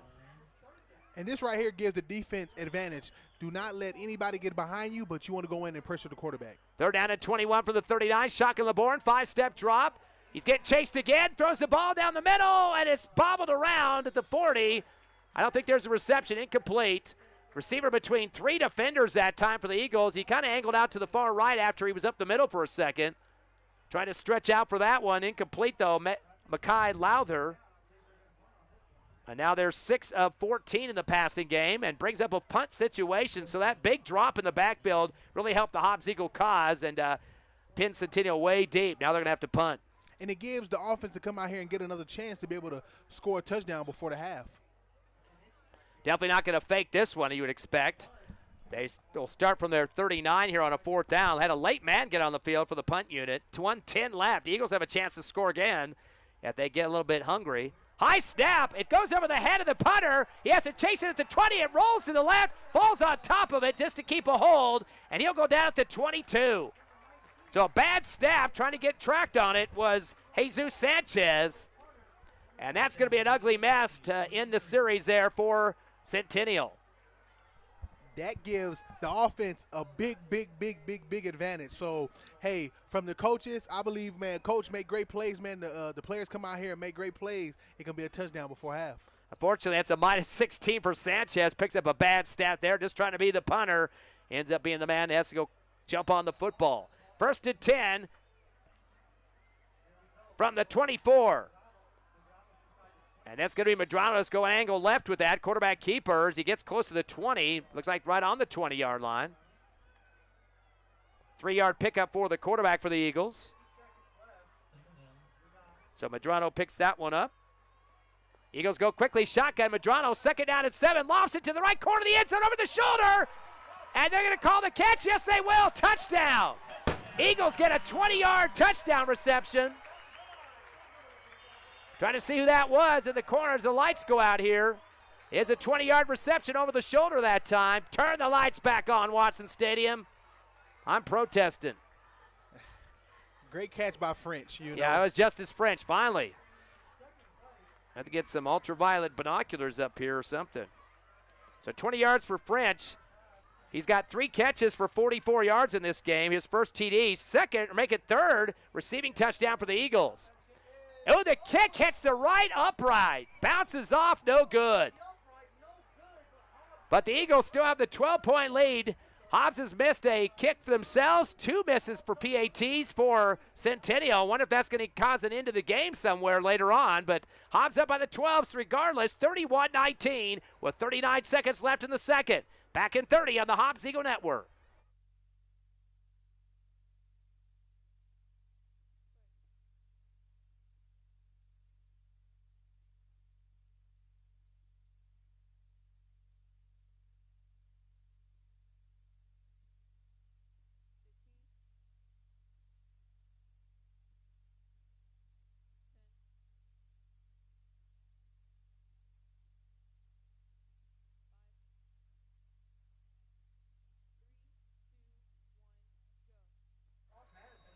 Hobbs up 31-19, 39 seconds remaining after a TD. Eagles going to kick off, keep it on the ground. A bouncer picked up at the 26, up to the middle 30, and that'll be about it for the return. 30-yard line where it'll start for Centennial. The return man for the Hawks, Kobe Garcia. And the Eagles now going to have some tight D as they lead by 12 with 33 seconds remaining. Now, the big man that we talked about prior to the game was Ramirez, came in with 1,040 yards rushing, 49.8% of the offense before this game, meaning in total yardage, both the rushing, most of the rushing, the 1,040 plus 204 in the pass receptions, but almost 50% of the offense. And tonight, Eagles have given up 2 touchdowns to him.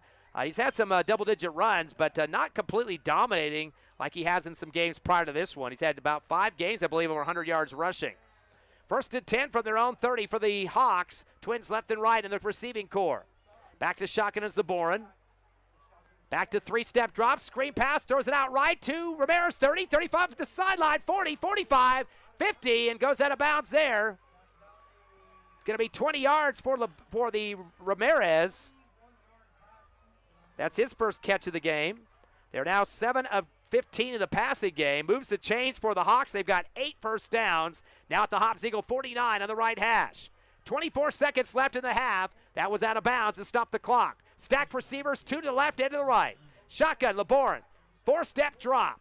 Steps up to the 45 and fires the out route. Coming back to the first down marker. Catch is made. And then add on a few more.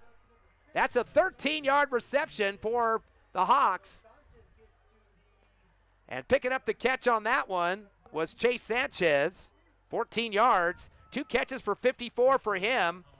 And that'll be the 9th first down for the Hawks. They'll move it up to the Eagle 36 on the right hash. So they're starting to move the ball, Sovereign, with 17 left in the half.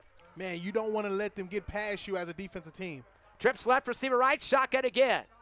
Stepping around in LeBorin in the backfield, throws it out to the right flat, caught at the 30, 25, 20 up the sideline right, 15, 10 to the middle, 5, touchdown. That's going to be a 36-yarder. And Sanchez again coming up with a big catch. 36 yards to get back up on the scoreboard. Wow, man. With a player like that, man, you got to be able to put a stop to him, man. He's going to make sure to make plays out there, man, and moving up the field as Centennial did. You want to be able to stop things like that. I think that might have been Ramirez. He came out of the backfield and floated out to the right. So that touchdown for Ramirez, his first in the receiving category. And this kicker has missed a couple of PATs. This one barely gets inside the left upright for the Hawks and puts it through. That was Jordan Trujillo. So 5 seconds left here at the end of the second, and Hobbs still leading 31-26. We're starting to see a seesaw effect here in the second. We'll come back in half a minute on the Hobbs Eagle Network.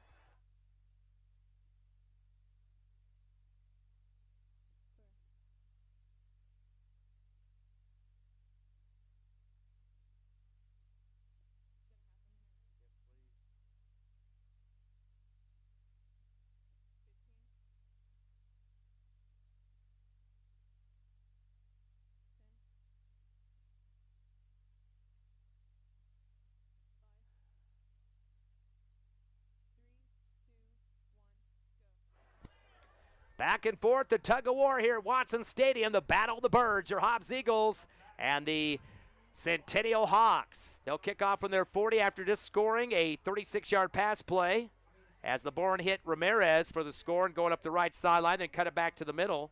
Just a 5-point Eagles lead. It's been double digits quite a bit of the half, but Centennial's had some good return of possessions to get back in the game. It's been very back and forth, very back and forth, and man, with 5 seconds before the half, we got to see where it goes from here. Here's the kick, a hard one on the ground, sliding and getting it at the 38. Quick coverage there, good hands team there for the Eagles. Couple of guys that getting in the area, see who came up with the ball. Play the return guy that just came on top of the football to keep the coverage on it was Davian Villegas. And you know what, Ty, man, with only 4 seconds before going into the half, what would you do as a coach during this time? Well, I mean, you're definitely not going to do anything short because any chance for a pick six or anything like that, I think if you want to chuck it downfield possibly, you got to expect that Centennial's going to have some guys back. As soon as I said that, you see 5 guys back at about the 35-yard line. Hobbs going to send 3 receivers left and one to the right side. It could be a shotgun. It's a bad one. And Medrano wasn't ready for it. Gets it knocked off his shoulder pads. Has to dive on the football and is brought down. That's not the play that Coach Stevens called here.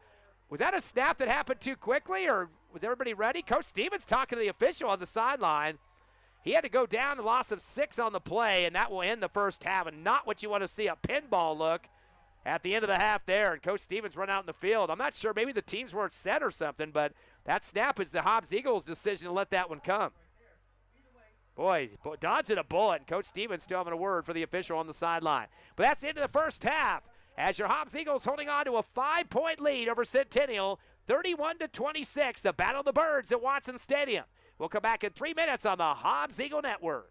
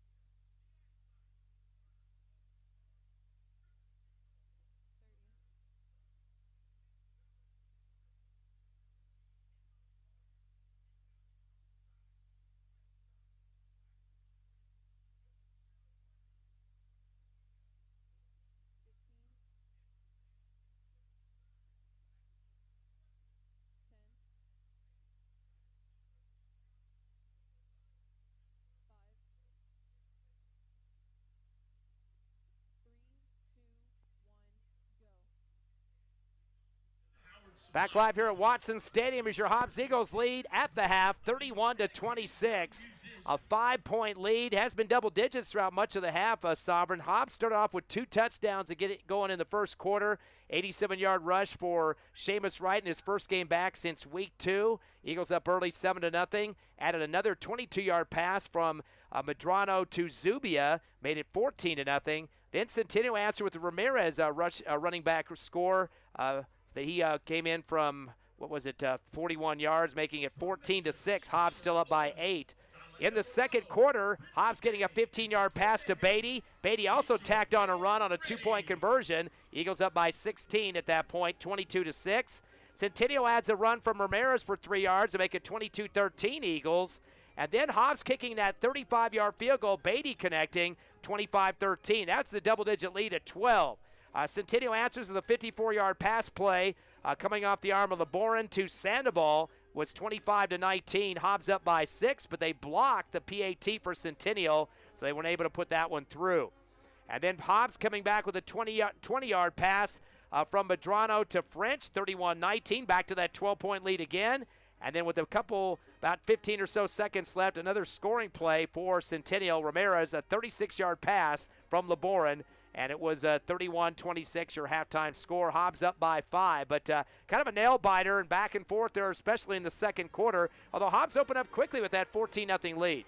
Yes, man, and it's been great to see, man, overall as a football game, but at the same time, man, you see a couple things, man, that can be hindering you out on the field. And one thing about Centennial, man, they come out here, and it seems like the coaches, man, are seeing the weakness of the opponent of Hobbs to kind of know where they can slip up at and everything like that and use that as their advantage. But at the same time, I've been seeing some great improvement on the defense, on the offense, on Hobbs' side, and, man, seeing some great things. But overall, man, it's been great seeing, and I believe that both teams need to attack, and with Hobbs, man, more effort on the offensive plays and more effort on the defensive plays, and I believe they can make some mistakes and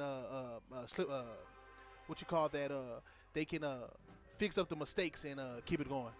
Let's look at the numbers first for the Hawks. Ramirez, their running back, 11 carries for 60 yards. He has 2 touchdowns, a long of 15, a 14-yard touchdown run, and a 7-yard score as well. That's his numbers, 11 for 60 and the 2 TDs.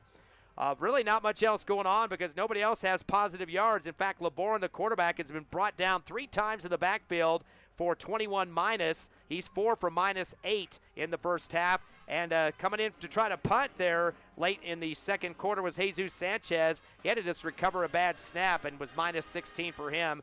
One other player did get the rush, and that was number 44, Luke Matherly, for 1 yard. So in terms of the rushing game, not much going on. 37 yards so far in the first half on 17 carries. And this Centennial team came into this contest with 1,419 rushing yards. Ramirez himself was averaging 173 yards a game and 13 touchdowns total. He's definitely been brought down a little bit tonight, although he has scored twice. Yes, man, and Ramirez, man, he's a great player to see, man. He's been doing some great things out here tonight, and man, he's kind of been a little bit of a one-man army on Centennial's side, man. I mean, he's been doing all the effort and everything like that. I've seen some other players on the receiving side, step up, make some couple catches, make some plays. But Ramirez, man, it's just Ramirez that you see on Centennial, man. So he's been doing a heck of a job out there. Yeah, we did mention he came into the game 1,040 yards rushing, and by the yardage with his receptions on the passing game, 49.8% of the offense up until this game tonight, although he still has 60 at this point in time. So only 37 yards in rushing for the squad at this juncture.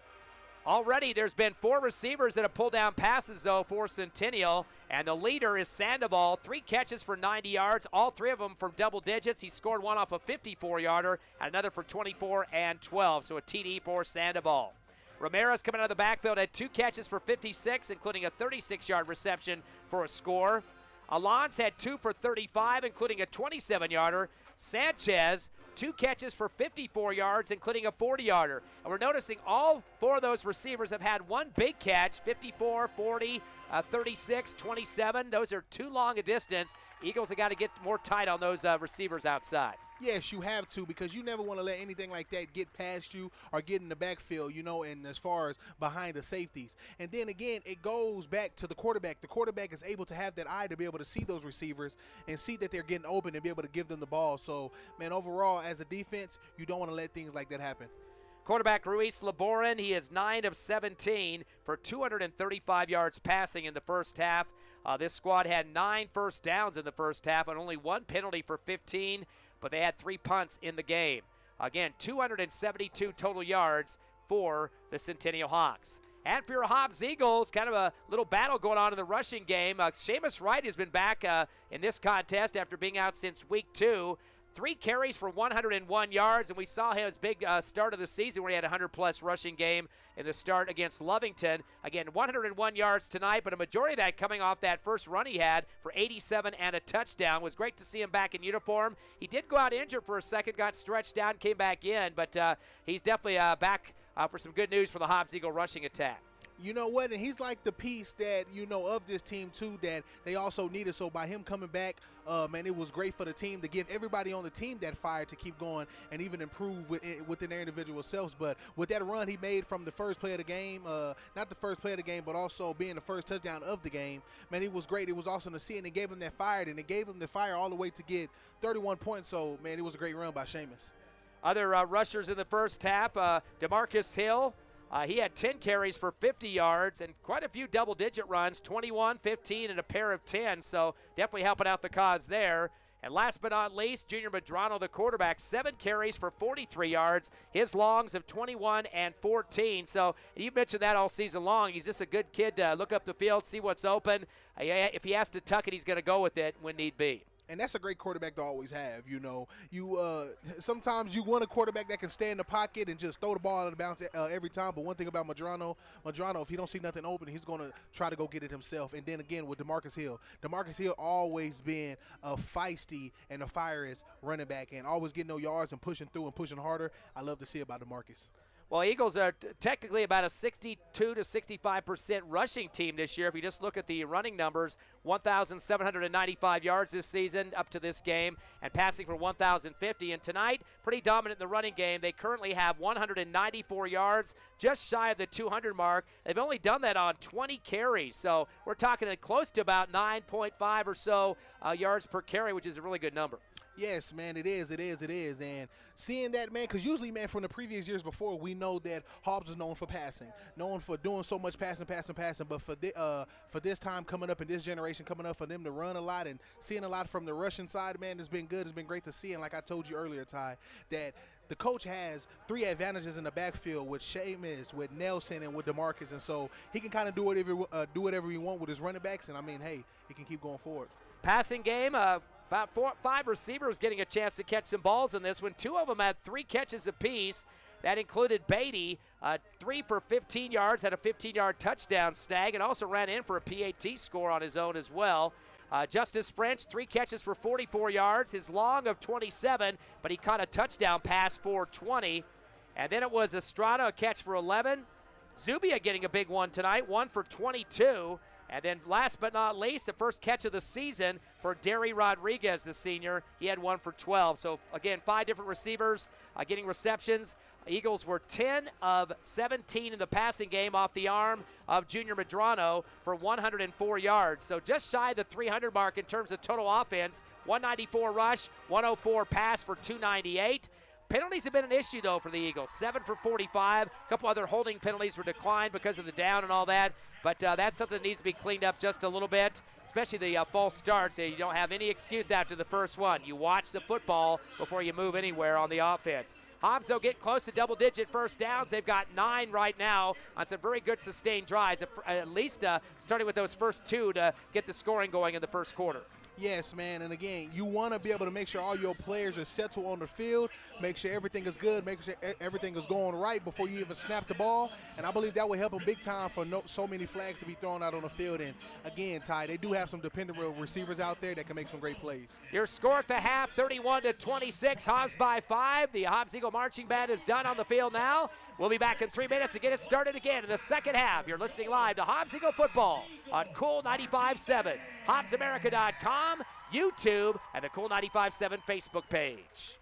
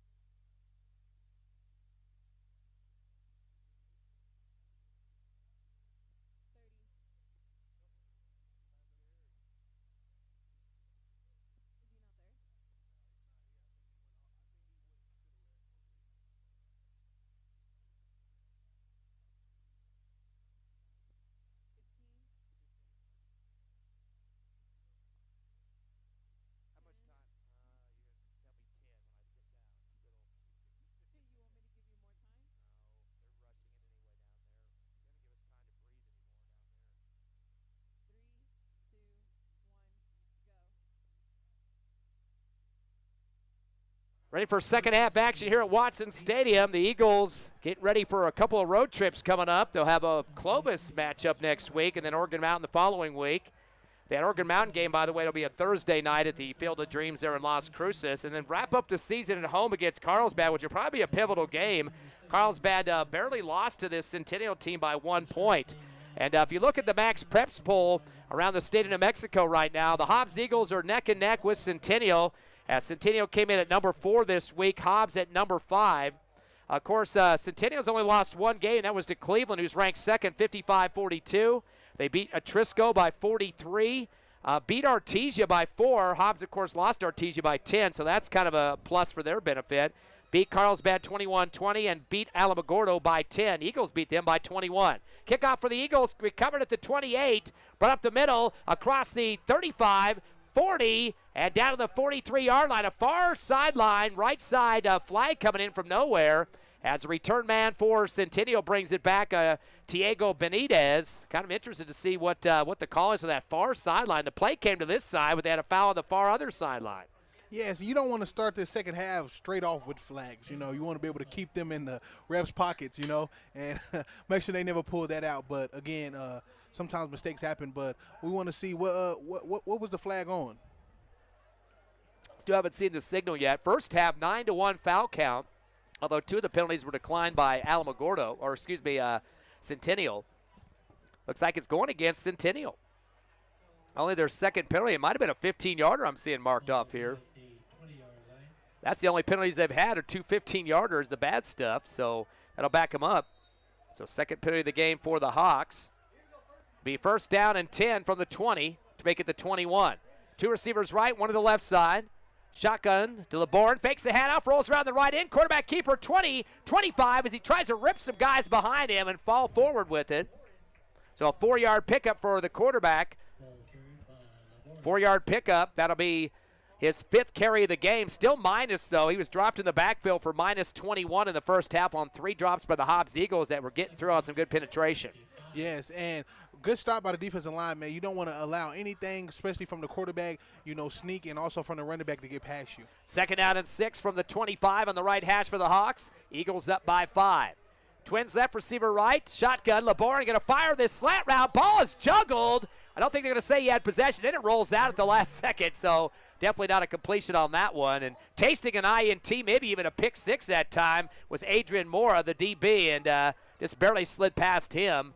An intended pass reception there at the 30-yard line, and not being able to pull it in for Centennial was Andrew Sandoval. They're now 9 of 18 in the passing game. Third down and 6 for the Hawks. They're going to throw it down the middle. The post route caught by Sandoval this time for the first down. Going to be about a 9-10-yard pickup for Sandoval that time after missing the one before that. Yes, and again, one thing that Centennial been doing good at and great at, and I've been seeing out here, is slant routes, man. It been the far post routes and the slant routes, man. So if the defense can be able to cover those and stop the run, man, I believe they can have a great advantage. Sandoval, 4 catches, 101 yards, and 1 touchdown off a 54-yarder. That's the 10th first down for them. They'll go with the handoff around the right end to Ramirez. Heading outside, far right, 40. There's a flag, 45, 50 into Hobbs territory, 45, and pushed down at the 40. I think this one might come back on an illegal block. Chains are starting to move, but they're going to have to send them back here as we wait for the signal. Definitely a first down if they're going to leave it the way it is, but they're starting to march backwards. A good sign for the Eagle fans here. Call is about 4 yards into the run play, a holding against Centennial. That's just their 3rd penalty of the ball game, 2 in the second half now for 40 yards. And this right here give the defense a great advantage, and and as a defensive player, you want to be able to be thoughtful about the advantage that you are getting, so you can be able to make a great play and stop a play. Backs it up to the 29-yard line. Going to be first and 17 for the Hawks on their right hash. They trail Hobbs 31-26, down by 5. Battle of the Birds here at Watson Stadium. Double receivers left and a slot right. Man in motion left to right. Give the handoff around the left end. Ramirez putting on the brakes. He puts it back with the Pistons to the 35 up the middle. Continues to move the pile out close to the 40-yard line, so got back some of those penalty yards. Got at least 7. Make it more than that. Make it 11 back to the 40. So Ramirez is kind of watching to see what the secondary was doing against him. Ramirez now with 12 carries for 71 yards and a second down and 6 down for the Hawks. Middle of the field at the 40. And you want to keep your eyes open with Centennial, because Centennial does a lot of trick plays, a lot of reverses. And so reverses can get you, man, and you don't want to have that advantage where they get all the way up the field. They got to get to their 46 now at the 40. Hawks twins left, receiver right. LeBourne back in shotgun with Ramirez on the right shoulder. 2-step drop, stays pocket, throws a screen to the left side, caught at the 35, but brought down quickly in the backfield. Andrew Sandoval. What a great read for the Eagles to see that one coming. That was Adrian Moore wrapping him up. That'll be a loss. 7-yard loss on that catch made. A last-second screen to the left side and makes Sandoval pay for it. And from the not tradition, but from the repeats of Centennial, man, when it comes to plays like this and downs like this, they know from throwing slants and post routes. So I believe that the defensive safety should get rated. Hawks 11 of 20 in the passing game now. Back to pass on a 3rd down and 11. He's going to throw it Laborn to the left sideline on the out route, and it gets bounced into the Hobbs Eagles sideline. Incomplete. Trying to get outside to make the catch for Centennial was Cole Allens. And he got taken on by the other number 4 for the Hobbs Eagle defense. That was Adrian Moore. We heard his name quite a bit in this ball game. Incomplete. Man, he's a great player, man. He can play both sides, man, and a great defensive player as well as a great offensive player. That's going to bring up a 4th down and 11. Already 3 punts in the game for Centennial. They'll be back at their 20 for the kick coming here momentarily. Eagles have one back deep at the 35 of the black and gold. Good snap. They had one over their head earlier. This one's going to be kind of a wobbler up in the air. Bounces at the 40 of the Eagles and takes a deep roll past the 25. They're still trying to fan it back. And finally putting it down for Centennial to stop the roll for the Hawks was Carlos Medina, the sophomore. No, wait a second here. Are they moving it to another spot? Maybe the Eagles touched it before that. Or, I mean, the Hawks must have touched it before that. Downing it. Yeah, they're going to down it at the 40 instead. So that brought it up about 15 or so yards. So Eagles get some help there. It's a good call by the officials to see a touch by the Hawks. Hobbs football at their own 40. Trying to add on to a 5-point lead. 8:54 remaining here in the 3rd. 31-26 Hobbs. Twins left and right. Shotgun for Medrano. He's going to do a delay, then takes it back around the left end on the quarterback keeper. Breaks the tackle 40, 45 on the slant to the 50 and finally gets across 1st down territory. He will get 11 yards, the quarterback on that far left sideline. And we spoke about that earlier. Man, with Medrano, when he don't see nothing open or even when it's a quarterback sneak, man, he's going to make sure to get some yards, man. 1st down after 1st down, man, so it was a great run by Medrano. 8 carries for 54 yards for the quarterback. 10th first down for the Eagles. Now at the Hawks 48 on the left hash. Pair of receivers left and right. Shotgun for Medrano. Tucks it, cuts up the middle in the gap, across the 45, uses a blocker, and down to the 41-yard line. He'll get another 7 as he continues to use that front line to his advantage. And you know what? Medrano can run the ball, and run it great. But as a coach, man, you don't want your quarterback to run all the time where you can kind of give him some breathing room. Coach Jett made me sure to say something about the offensive line tonight. Isaiah Morales, the leading blocker on that one. 2nd and 3 for the 41. Back to pass. Medrano fires a post route. Carlton 25, 20, 15, 10, 5. Touchdown Eagles. Off to the races that time. A 41-yard pass play. Was that Beatty, I believe? Great catch by Beatty. Yep, his 2nd TD of the game in the air. 41-yarder on the post from right to left of the end zone. And you know what? As a coach, I've been saying that all night tonight, but it was a flag. Oh, wow. Where the heck was that at? Well, the Hobbs Eagle Marching Band starting to play the fight song here. Boy, there's going to be some booing going on now as it's coming all the way back. I still don't see the flag down there. Tell me when you see it, Sovereign. You're pointing. You're not telling me a number. Where's it at? Right. He just picked it up, yeah. 37-yard line. That was the first down marker. Haven't seen the signal yet from the Whitecap. He probably doesn't want to show the home side what they're calling. Be a 10-yard holding penalty against the Eagles. That's their 8th of the ball game for 55 yards. So erase the 41-yarder for Beatty. It would have been his 2nd touchdown of the ball game. He had a 15-yarder in the first half. 2nd down and 20 now for the 49 of the Hawks. Eagle football, Twins left and right. Medrano going to tuck and run around the right end. Puts a good head fake to the near sideline right. 45, 40, and knocked out of bounds there on a side swipe. 8 yards on the pickup for Medrano. He's had 3 carries for 26 in this half and 69 overall on 10 carries. And with that wasted play, man, that happened earlier because of the flag, man, you want to be able to make sure to get some yards and get up the field. And that's why flags can be able to hurt you. 2 yards they need for the first down. They got to get to the Hawks 40, make it the 38-yard line. They're at the 40 now. 2 receivers on the short side in front of the Hobbs Eagle bench, 2 on the far left as Medrano waits for the shotgun. Along with Hill. Gives it to Hill, angling right, but he's brought down behind the line of scrimmage. Not much time to react. He's on the short side of the field. That'll be make it maybe back to the line. No gain on the play by Hill. So 11 carries for 50 yards. He had 50 at the half. And now a big decision for Coach Stevens. 4th and 3. You're at the Hawks 41-yard line, but you got to be careful about this. Definitely got to do it with the hard snap count at least to see if they can get a cheap offside penalty on the defense.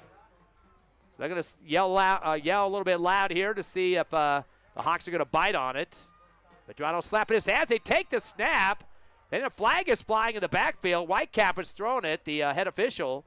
He's going to go talk to his line judge. Actually, a flag over there, too, on the near sideline in front of the Hobbs bench. Here in front of the press box. Little discussion between the two officials, and we'll see what happens here. False start, Eagles. Wow. That's going to be their 9th penalty for 60 yards. And that's a 9. Oh, wait a second. I didn't see the second signal there, so go ahead and erase the penalty. They said offsetting. Not quite sure what you'd have that on a false start. What else are you going to have? False start and what else? If they offset, I'm not sure. Somebody had to do something first. You either moved on the line or you stepped over the line on the defensive side. You can't have offsetting penalties on that. Coach Stevens wants to know what's going on with the Whitecap on the call, and steps out on the field. I mean, you can't have simultaneous plays. The defense is already offsides on the snap, and that means you got a offside penalty. 4th down and 3 now for the Eagles. Back to pass, shotgun, another whistle. I thought they were going to get a timeout for Coach Stevens. No, they're going to say they didn't have the play ready to go there. Ball wasn't set and placed, so they bring everybody back, and you don't want to have that happen after a controversial call, then have a problem with the referees getting everything set. Man, there's been a lot of whistles out here right now, man. You're kind of slowing down the game, man, but hopefully we can get it back together and get it grooving. Eagles got to get to the 38 on a 4th and 3 from the 41 of the Hawks, right hash. Medrano takes a shotgun, a clean play this time, steps up pocket, throws the seam down the middle, caught at the 20, 15, 10, 5, left end zone, touchdown. Right off the end of the fingertips, just brought it in for the score.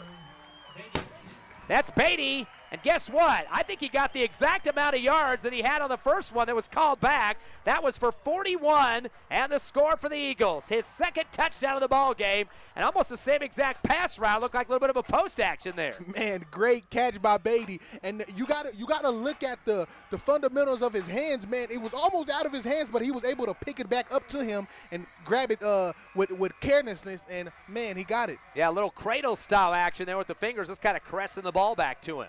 He's got to kick the PAT as well, and these are very critical. Both teams have missed some PATs earlier. This one's good. Well, Sovereign back to a 12-point lead again. How long will it last? It's been going back and forth. 7:03 left, 38-26 here in the 3rd. Back in 30 on the Hobbs Eagle Network.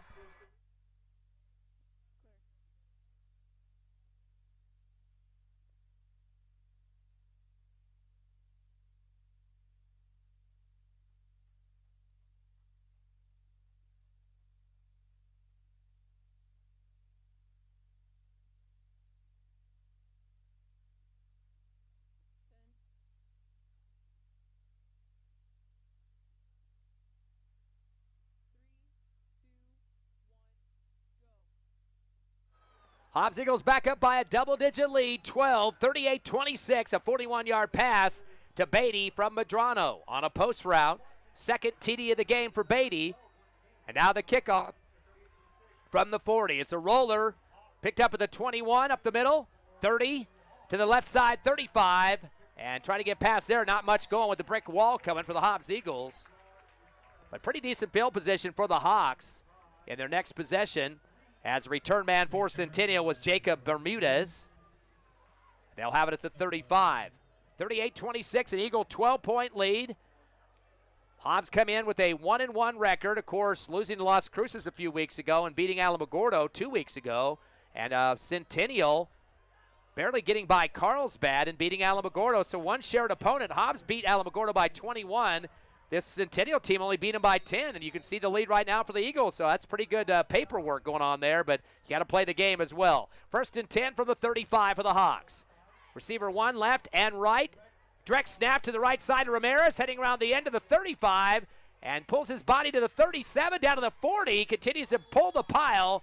Forward progress, and then he gets dropped back to the 38. I'm not sure where they're going to mark. It looks like the side judge here has got the 40, so that'll be a 5-yard pickup for Ramirez. And that's his 2nd carry of the 2nd half. He's got 76 yards on 13 total carries.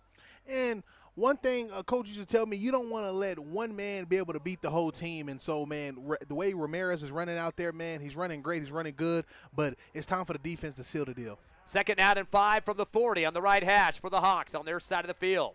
They bring a receiver in motion right to left. Fake the handoff to him, and a quick snap to Ramirez around the right end again. 40, 45, 50 in Hobbs territory to the 51. A very late flag as he was being tackled. That was a 10-yard, 11-yard pickup for Ramirez. He keeps getting those direct snaps for Coach Ocampo. But usually on those plays, on the runs, you're going to get a hold somewhere or legal block. And the whole lost Centennial team is already marching back, so that's going to be a 10-yard penalty against them. That's their 3rd penalty of the second half for a total of 40 yards. They had a 15-yarder in the first half. So they haven't helped themselves with those yellow handkerchiefs here in this 3rd quarter.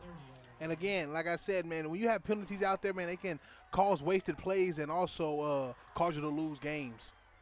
Back to the 30-yard line. It'll be a 2nd down and 15 for the Hobbs. Trips left, receiver right. LeBourne wait for the snap in the shotgun.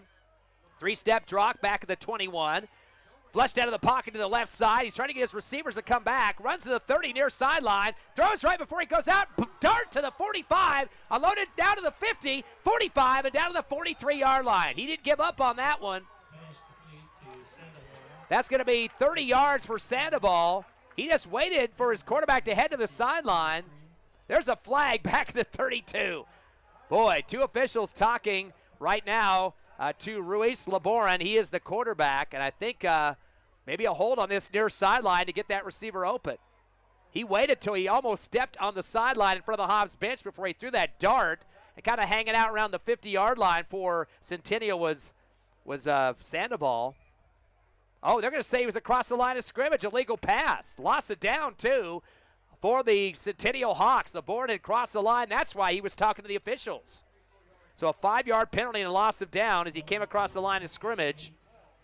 And all that lateral running, he lost track of where his line of scrimmage was. Yes, and that right there can cause you a delay, man. I thought he was a little bit behind the line of scrimmage, but I guess he was past it. And the sticks are on the farther side of the field, so you really can't keep track of where the vision is on that one. 3rd down and 17 for Centennial. Shotgun pack across the 20. LeBourne's going to flush out to the right side. Throws it on the run, curl route, caught at the 45, but running backwards to the 40, then trying to dive back. That'll be well short of the 1st down. That'll be about 13 for Sanchez. That's his 3rd catch for 67 yards, but he'll be shy by about maybe 3, it looks like. That'll be the 12th reception for the Hawks. They got to get to the 45 of themselves here. Trips right, no receivers left. 4th down and 3. They got to get to that 45. 4 in the front box for the Hobbs Eagle D. Shotgun to LeBourne. He's going to option out with the pitch right to Ramirez to the 40. He's going to get shy of the 1st down. He tries to dive to the 45. He got at least 2.5 of it. Didn't get enough. And that'll stop the scrimmage on this one. Goes back to the Hobbs Eagles. So 2-yard pickup for Ramirez. He needed 3. Great stop for the Eagle defense. Yes, great stop by the Eagle defense. You want to be able to make stops like that, man, and I was curious if they was going to make a stop, and they did, man. So it's time for the offense to take advantage of this and get up the field. 4:57 left here in the 3rd. Hobbs up by 12, 38-26. And how good would it be to tack on some more insurance points here and get this game in the W column? Eagles coming off the sideline now for their next offensive series. Trying to stay away from the penalties that we saw kind of rack up in the first half. They'll put 3 receivers right and 1 to the left side, far left in front of the Centennial bench, Adrian Mora. Shotgun. Madonna going to hand it off around the right end to right. There's a penalty marker in the backfield, 45-40. Get to the Hobbs Eagles sideline near right up to the 39. That'll be a 5-yard pickup, but that deep flag in the backfield is not a good sign. Officials looking at the sticks now, and takes a little while to get these signals out here. Holding penalty against the Eagles. Deja vu time for Hobbs. 65 yards on 9 penalties now for the Eagles. That'll back them up another 10. And I feel like it's been back and forth flag, you know. It seems like the flags been getting a lot of playing time tonight, you know, and you don't want them to be able to get out on the field. So hopefully they can clear this up right here and just keep the game moving. Back at the 36, they got to get to the 44 of Las Cruces Centennial. They throw the curl route, caught at the 48 of the Hawks. That's a 6-yard pickup for French. His first catch of the second half, 4 for 50 yards total in this game. He had 3 for 44 in the first half. That's the 12th reception for the Eagles on 19 attempts. They'll get it to 48 now, the Hawks, but still a third, or make it second down and 12 from the Centennial 47. Twins left and right. Shotgun coming for Medrano. Delay handoff up the middle, and spinning is Seamus Wright, dragging some people with him. He'll get 5 yards. Seamus in the first half with 101 yards of rushing. That's his 4th carry now. 106 is total. Triple digits. Like we've seen early part of the season before the ankle injury brought him down for, 4 games it was before he came back tonight. Yes. And so, I mean, coming out here to rebuttal and stuff like that, sometimes it can be a little up and down, but him stepping out on the field tonight, man, is a great thing. 3rd down and 9 from the 44 of the Hawks. Eagle football, trips left, receiver right. Medrano waiting for that shotgun snap. His running back moves up a couple of steps, and that's going to cost him. Wright, for some reason, shuffle stepped before the snap. And just lost the train of thought there as he kind of gives a little hand jive there with his quarterback after that one, because he knew that was just a concentration error, right? 5-yard penalty against Seamus to back him up. 3 penalties for 25 in the second half, 70 total overall. 3rd down and 14 now for the 49. Shotgun. Medrano fakes the handoff. He's going to take it up the gap. Breaks a tackle around the right side now, 48, and is brought down to the 47. A lot of lateral running that time. I think he just gets a net +1 on that one. So 1-yard pickup for the quarterback, Medrano, but boy, he put a lot of energy into that one, Sav. Yeah, man, he did. He put a lot of energy into it, and it just, again, man, sometimes you just don't want to, be able to waste that energy based off flags. And, again, man, flags can really hurt you and cause waste of plays. But it was a great run by Medrano. 11 carries, 70 yards for Medrano. 4th down and 13 now for the Eagles. Big decision here. We got an injured lineman coming off for the Hobbs offense now, limping off on his own, though. That is Isaiah Morales. Brings up a 4th down and 12. Eagles going to line up like they're going to run a play, and they're going to punt it at the last second near the 50. That will be Medrano. Takes a bounce to the 8, and it's going to roll into the end zone. That'll be an automatic touchback. Probably not what he wanted to have happen. Kept it kind of low and hard that time. Not a lot of time for his coverage crew to get down there to maybe tip it inside the goal line there. But Eagles going to have some defense set up here, and Centennial has a whole other quarter after this. 2:44 left in the third, but a lot of stoppage of clocks, a lot of handkerchiefs, and some other issues too. But Hobbs still with that 12-point lead. Yes, and I mean, hey, with the offense, man, what's really getting them is really the flag. So if they can be able to clear that up before coming back out here on the field, man, I think they'll be great. But it's time for the defense and see what the defense can be able to do. 1st down and 10 from the 20. That was the Eagles' second punt of the night, by the way. Back in shotgun is the Boren. Gives the ball off to Ramirez up the middle, trying to find a hole, and gets one to the 25. The rugby scrum down to the 27. He's going to get about 7 on that one, does Ramirez. Ramirez has 4 carries in the second half for 25, 85 overall on 15 total. Of course, Ramirez past the 1,000 mark heading into this game, and he's pretty much their workhorse offensively, close to 50% of the offense into this ball game. 1,040 coming in, averaging 173 a game. Also caught 204 yards of 13 pass receptions before this contest. 2nd down and 4. Handoff again to Ramirez. Stop and start to the 25, 30. Gets the first down and then throws his body forward. 6-yard pickup for Ramirez to move the chains.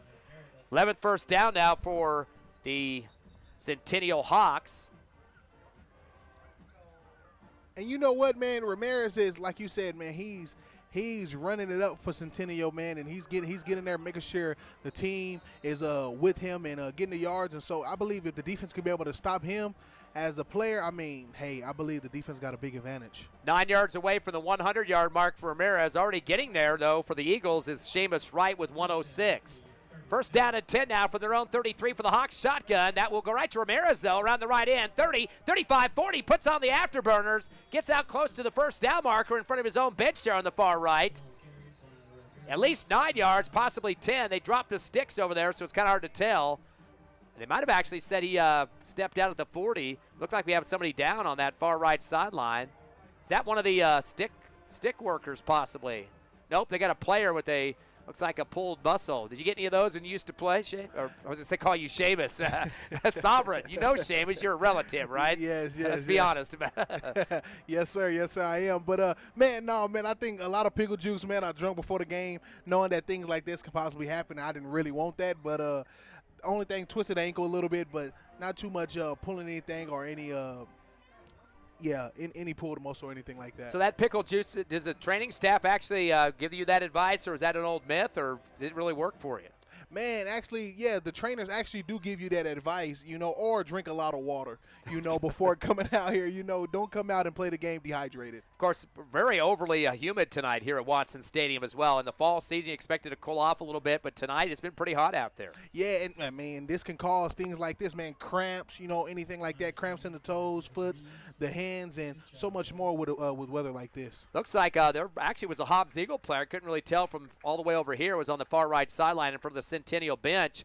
And by the size of that guy, looks like possibly is it a lineman or receiver, actually? Looks like an 80 series number. Now he's going to jog off here. I hope that's not Seamus. It is Seamus, isn't it? Or not? Look like a 20 number. Look like number 25. Okay, there we go. Is that Jesse? I think it might be Jesse. Nope, Devin Ruiz. Sorry, got it wrong the third time. So Ruiz is the one helped off. 1st and 10 for the 43 for Centennial on their own side of the field. Shotgun.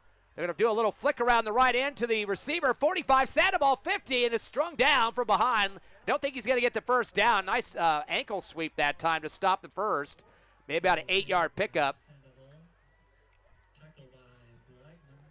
And Blytheman's the guy that gets the wrap up that time. So 8 yards, actually make it 9 on the little receiver reverse going to the right side.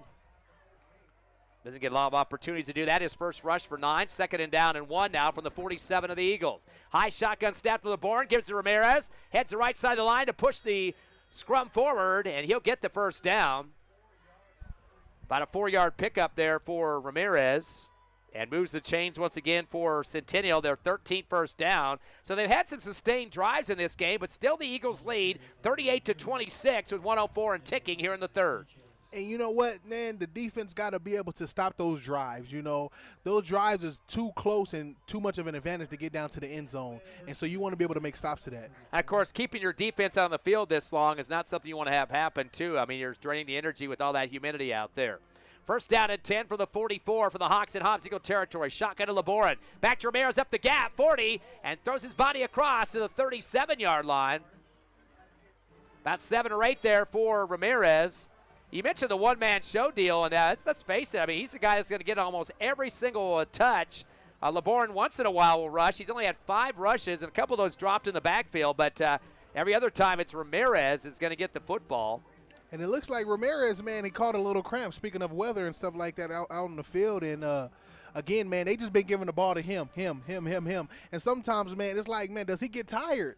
Because he's getting the ball every time, man. And sometimes you got to be able to slow that down and be able to, participate in the others, too, as well. Yeah, they put his left leg up at the 12 o'clock position. Usually that's, like you said, a muscle pull there. And kind of just, sometimes they'll tell you to bend that toe a little bit, and that'll kind of stretch the muscle out somewhat. But it's easier said than done. And, again, you mentioned the hydration. That's really the one that really stops the muscle situation there. They got him flat on his back now at the 35 or so.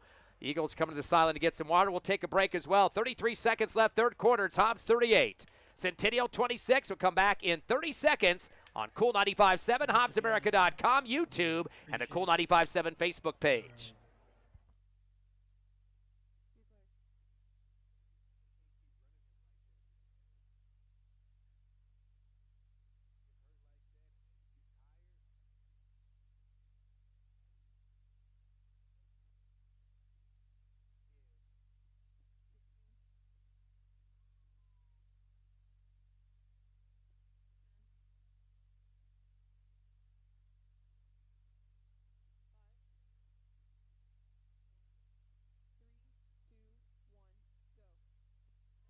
Back live at Watson Stadium, and a pulled muscle there for the starting running back Ramirez. He was pushing close to 100 yards rushing in this game, and they are just kind of pulling on that leg a little bit, trying to work it back out. I'd like to thank our sponsors of Hobbs Eagle football this season, Lee County State Bank, Eastern New Mexico University, Lasco Construction, Innomar Pipeline, Outlaw Sports Grill, Eunice Pump and Supply, Hobbs Express, JBW Solutions, SunGuard Precision, Bel Air Bowl, Devon Energy, also Badger, Master Plumbers, Forest Tire, TDS, and Divine Energy Services. Thanks again for being a Hobbs Eagle football sponsor this season. And we are still in a injury timeout here as Ramirez being looked at with 33 seconds left in the third quarter. It is 38-26. Hobbs been kind of hovering with that 12-point lead part of the first half, and it got down to single digits to 5, 6 there, here and there. But now they get Ramirez off the field. That will be kind of a blow to have him not in the backfield. The question is, who's going to step up in his shoes?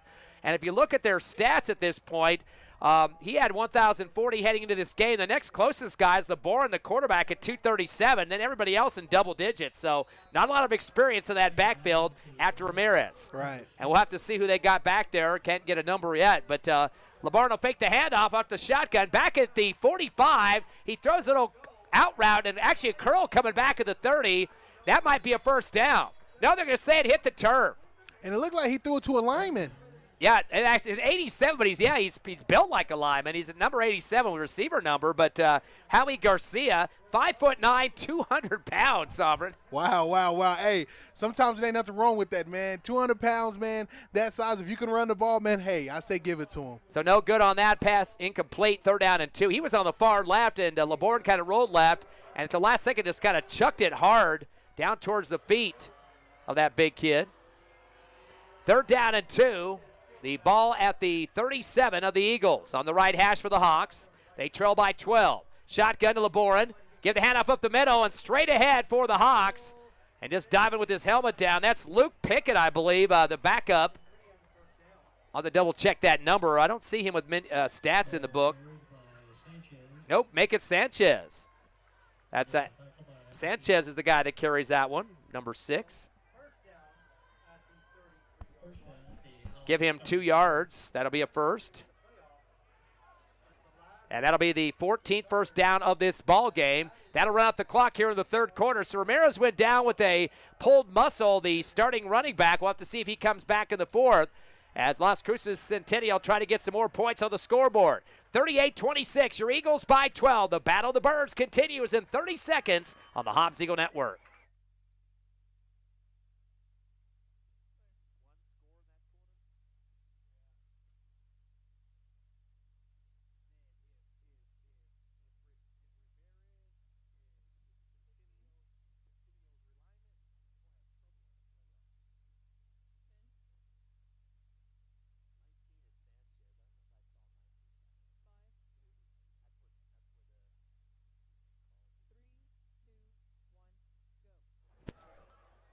Final quarter, get ready here at Watson Stadium. Thanks to Evie Stewart back at the station tonight, Ty Friend and Mr. Sovereign with us, the color man, for our broadcast tonight and the season. We're back to the fourth quarter action, Sovereign, 38-26, 12-point Hobbs Eagle lead, and the question is, can they stop this Centennial drive as they're getting closer and closer to that red zone? Man, I believe they can, man. Communication and stepping up and having that fire still. We know we're in the fourth quarter. Sometimes you get drowsy a little bit, but if they can have that fire built up, I believe, man, they can make some stops and make some great plays and be able to turn this game around to a miracle. Looks like Ramirez has got back after the pulled muscle. He's back with Ruiz LeBourne, the quarterback. 1st and 10 from the 33 of the Eagles. They do it the reverse, come left to right. The receiver up the middle and get thrown down with a pullback on the back of the shoulder pads that time to the 30. That will be a positive gain of 3.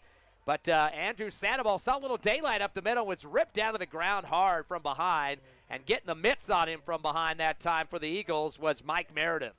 Man, and great arm wrapping by Mike Meredith. I mean, sometimes when receivers get through that hole right there, sometimes a lot of people don't have the swivel to be able to stop them, but, man, he was right there to stop it. 2nd down and 6 down from the 29 of the Eagles. Hawks football. Twins left, receiver right. LeBourne right for the shotgun. Fakes the pitch. He wants to throw this little screen to the left side, wide open. Caught it to 25, 20, 15, 10. And they're going to be pulled down at the 10-yard line after a first down pickup. That's going to be about a 20-yard pickup. That'll move the chains for Las Cruces Centennial, their 15th first down. And we're trying to see who the reception was for on that one. I believe that was Ramirez that came up with that catch, his third for 76 yards. And we got another player down. I think the humidity is starting to affect everybody out there. Back of the 30 is a Centennial Hawk player. And you know what? I'm starting to think, man, I wonder if these Gatorade, bottles and stuff like that are empty. I mean, where's the well at, the water and stuff? Because, I mean, hey, so many cramps out here, man, can kind of stop the action of a player. So you just want to kind of get them and pull them on the sidelines to drink a lot of water and, get some little electrolytes in them. Passing game for Las Cruces Centennial, 13 of 24 in the air so far for Laboran, the quarterback. Mentioned Ramirez, their leading rusher. He's had 8 carries in the second half for 53 yards. He has 113 overall, though. He's got over the 100 mark. And, of course, for the Hobbs Eagles, we mentioned over 100 as well. Seamus Wright with 106 on 4 carries. Again, 87-yard touchdown run in the first half for his first rush of the ball game. Definitely big numbers for him tonight. Be a first down and goal here for the Hawks at the Eagle 9, well inside the red zone now, as they're trying to come back from a 12-point deficit to Hobbs with 11 minutes remaining. Direct snap coming around the left end. Ramirez is stop and go to the 10-5, trying to push it down to the 3-yard line and gets there. So he gets about 6 on that one. Can't get a first down on this drive now. It's been used up inside with the goal situation. So another 6 for Ramirez. They'll mark it at the 2-yard line. So 7 yards instead of 6 on that one. Down to the 2-yard line with 2nd and goal. Clock at 10:30 left and ticking here in the 4th, and a 12-point Eagle lead. Hobbs going to get staunch on that front D. Shotgun to Laboran, handoff up the middle to Ramirez, gets down low, trying to push it through. I don't think he made it. The ball has to cross that line there, and the both officials running from the sideline have not indicated a signal yet. I think he got a yard, but that's it. 1-yard pickup for Ramirez. And, man, hey, if the defense can't be able to make a stop right here, man, it'll be unbelievable, man, because right close by the end zone. And so I believe if they can still make more effort and make great effort, then they can make a stop. Eagles sending in Dylan Sanchez to help out on that line now. Another wide body for the Hobbs Eagle D. Now we got guys coming off the field. Is there a timeout? Yep, it looks like a timeout for, nope, injured player. Hobbs Eagle player flat on his back there at the 1-yard line. So that's going to take some more time, and we got a lot of people dropping here as we continue on in this second half. Of course, the Eagles have a 2-game road trip coming up next week at Clovis, and then the following week a Thursday night affair in Las Cruces against Oregon Mountain. Now, of course, Clovis is the basement of the league, and Pregame has kind of dropped over the last couple of seasons, and so they're trying to dig themselves out of a hole there. And Oregon Mountain, it's kind of a tough game on a Thursday night, having to play at the Field of Dreams. That players have to leave early on that school day, and usually used to the Friday situation. So did you ever have any Thursday games? Yes, man. We did have Thursday games, and to be honest, Thursdays and Saturday games, and sometimes, man, the Thursday games could be rough. Yeah, of course, Las Cruces schools share that field, the Field of Dreams, with the various teams. Mayfield, Las Cruces High, Centennial, of course, Santa Teresa. Back to the 1-yard line now. We've got a 3rd down and goal for Centennial. And they've got 3 in the backfield now, including Laboran, a couple of running backs stacked up. Go at the receiver around, and no, instead it's going to be hip-hop move up the middle. High knees there for the quarterback, Laboran. Fake the handoff to the receiver going from left to right, and then run up right up the middle in the gap and kind of just high-stepped it into the end zone for a 1-yard touchdown. First score of the game for Laboran. Doesn't have a ton of rushing yards. In fact, he is -3 at this point as he's been dropped in the backfield a few times, especially in that first half. But he's got his team where they want him now, down by 6, and now the extra point coming for the Hawks. And that is Jordan Trujillo. His kick is up. He had one blocked by the Eagles earlier, and it's good. 9:52 left here in the 4th. It's getting closer. Hobbs 38, Centennial 32. Back in 30 seconds on HobbsAmerica.com, YouTube, and Cool 95.7 on the radio.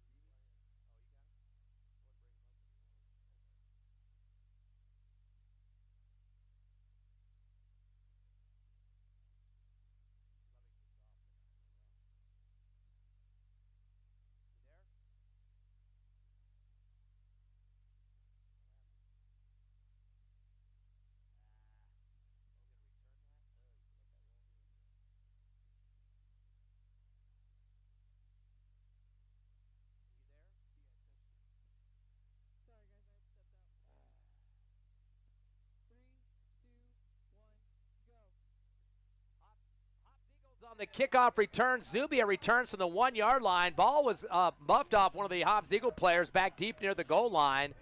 Even if you do muff it, it rolls in the end zone. It's automatic touchback, but they decide to return it, and Zubia gets it back to the 18-yard line, which was a 17-yard return. Eagle football, they only have the 5-point lead now with 9:46 remaining. They got to be very careful on these short plays. Those screen passes they've been throwing are kind of dangerous in the game like this now.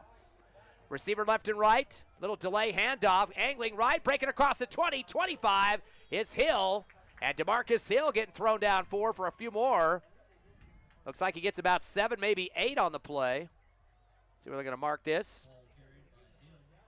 Oh, they're giving him a first. Wow, liberal spot on that one. We'll take it. 10 yards for Hill. That's his 11th carry for 60 yards in the game. Make it the 12th carry, and that'll be the Eagles' 11th, or make it the 11th first down. 1st and 10 from the 28 on their side of the field on the left hash. 5 in the front box for Centennial. Eagles with the receiver left and right, shotgun. Madrano going to run left with it. Pitches out left on the option and right in the arms of his running back, but gets bear hugged near the line of scrimmage. He's taken out of bounds by Jonathan Cheris. Well, maybe Hill gets a forward progress yard on that one. Yes, they do grant him that at least. He now got 61 yards on 13 carries. And you know what, man, as a coach, I believe running that type of play, you want to really throw it on the outside of the field, you know, where the open field at. 2nd down and 9 now for the 29. Shotgun, do it the curl route, almost picked off, but it was caught by the Eagles, luckily. Nice job for French. The ball got tipped a little bit. He got spun around, and that'll give him 8 on Justice French on the curl route on the left side of the field in front of the Hobbs Eagle bench. 4 catches for 58 yards. The Eagles with their 13th reception out of 20 attempts. 3rd down and 2 from the 36. Shotgun, take out the middle, Madrano, 35-40, breaks the tackle, 45-50, into Centennial territory, 35, 30, far sideline, 20, 15, 10, 5, and he chucks it home for the touchdown. No penalty marker on the play. That's going to be 65 yards and a touchdown. Very important score for the Eagles. Wow, wow, wow. Great run right there by Madrano, man. And he got speed on him, man, and they was almost close to him, but the speed, it kills, man. It was a great run by Madrano. Way to make a play. Had a Hobbs Eagle lineman get hurt. It was flat on his back at the 50. They're trying to get him off the field right now. He was way behind the play, but blocking great for the Eagles to get that broken out for a touchdown. Trying to see who that injured player is on the sideline now, being attended to by the athletic staff. The Eagles trying to get their players on for the PAT. We're celebrating on the sideline. Didn't realize they got to go back to work here. Very important PATs in this game. Both teams have missed a few. Hobbs going to go with the 2-point conversion look here. Trips left, receiver right. Back in shotgun is Madrano after a 65-yard touchdown run, trying to catch his breath. 3-step drop. He gets flushed out and he gets sacked back at the 16. No good on the PAT. So Hobbs going to just hold on to a 11-point lead.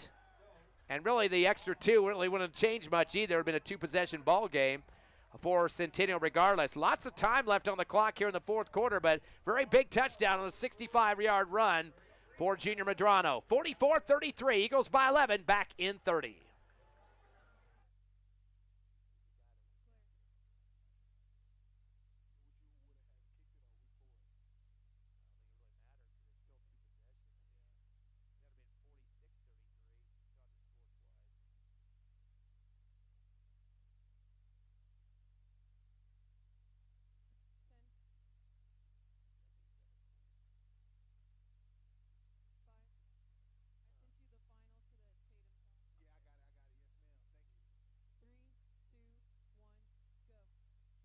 Back at Watson Stadium, everybody back on the field ready for the kickoff. Eagles scoring on a 65-yard touchdown run off Junior Madrano, the quarterback. His first touchdown rush of the ball game. In fact, the second rushing touchdown for the Eagles, an 87-yarder for Seamus Wright in the first half. They'll keep it on a roller and a bouncer up to the 25, return to the 30 for Centennial, back to the 35 on the left hash. About a 9-yard return for the Hawks. And the return man for Centennial, Makai Lowther. You got some scores for us around Lee County, do you there, Sovereign? Yes, I do, man. And these games, man, have officially ended. It's the final. We do got the final scores for these Lee County games, man. Jow and Tularosa, the final score was 13-6. Jow 13, Tularosa 6. Then also Tatum and Gateway's game just ended. Tatum 16 and Gateway 22 with the final game. Lovington not playing tonight, and Eunice not in action as well. 1st and 10 for Centennial. Shotgun.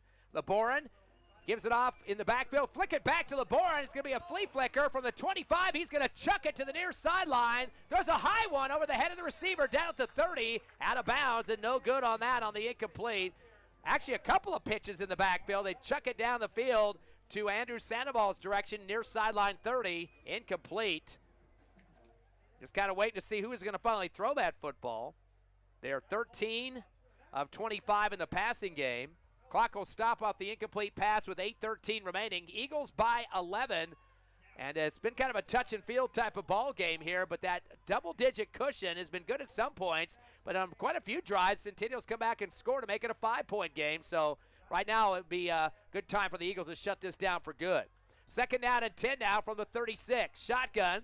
Back to pass LeBoran, 3-step drop. He'll slide left. Nobody getting open. Shuffling over to the left sideline. He flicks it ahead to the far left side, 44, and a catch is made. About an 8-yard pickup. Looked like he just kind of optioned it forward that time. I think they said Ramirez was the receiver on that far left. And you know what, man? You got to give it to the quarterback, man. He does smart throws, smart plays. You know, offense been off and on, but he's been doing great out there. That's a 4th catch for 85 yards. LeBoran will throw again on the curl route, caught at the 50 into Hobbs territory. To the 45, breaking a tackle. That'll be a 1st down.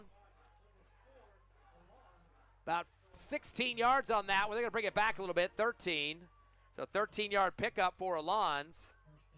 His 3rd catch for 48. That's a 1st down. 16 first downs for Centennial. They actually have more first downs than the Eagles with just 11, but Hobbs with an 11-point lead. 1st down and 10 now from the 45 of the Eagles. Hawks football. Trips right, receiver left, man in motion from right to left. Oh, he's going to stay on this right side, though. He stops. Shotgun back to LeBoran. 3-step drop in the pocket.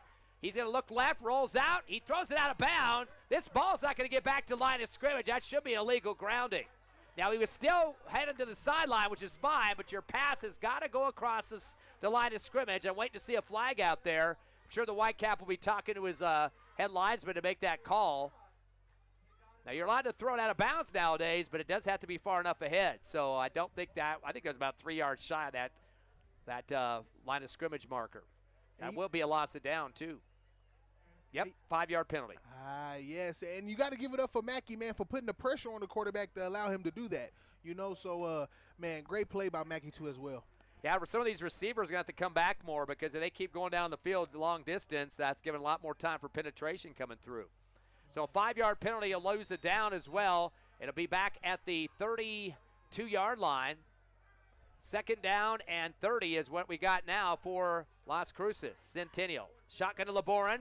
Back deep, he'll throw it off to the out route, high to the 50. It's snagged somehow and brought down. Did about a 14-yard pickup on that catch. And that's the same guy again going up on the ladder to pull that one down with the fingertips. That's Alon's, 14 yards for that play. He's got 62 yards on 4 carries now. Still a 3rd down and long. 3rd down and 17. At the 47. Eagles by 11. Shotgun, 4-step drop. LeBoran wants to throw. He rolls left. There's a flag in the backfield. Throws an out route, but it's down in the field turf. No shovel on the hip there. The receiver inside the 50 couldn't come up with it. But I think there's going to be a hold in the backfield regardless. I would think Hobbs definitely is going to have to decline this one because that'll break in a 4th down. It is declined, so no penalty on that. Remove it. And now a 4th down situation. Incomplete pass regardless. And a 4th down and 17 now for Centennial at their own 48-yard line. Down by 11 with 7:20 to go. I think this is almost a have to go for it, isn't it? Down by the double digits. Oh, man, I believe they are going for it. So with a play like this, man, Hobbs going to really have to get a stop in. The safeties and corner can let anything get in the backfield.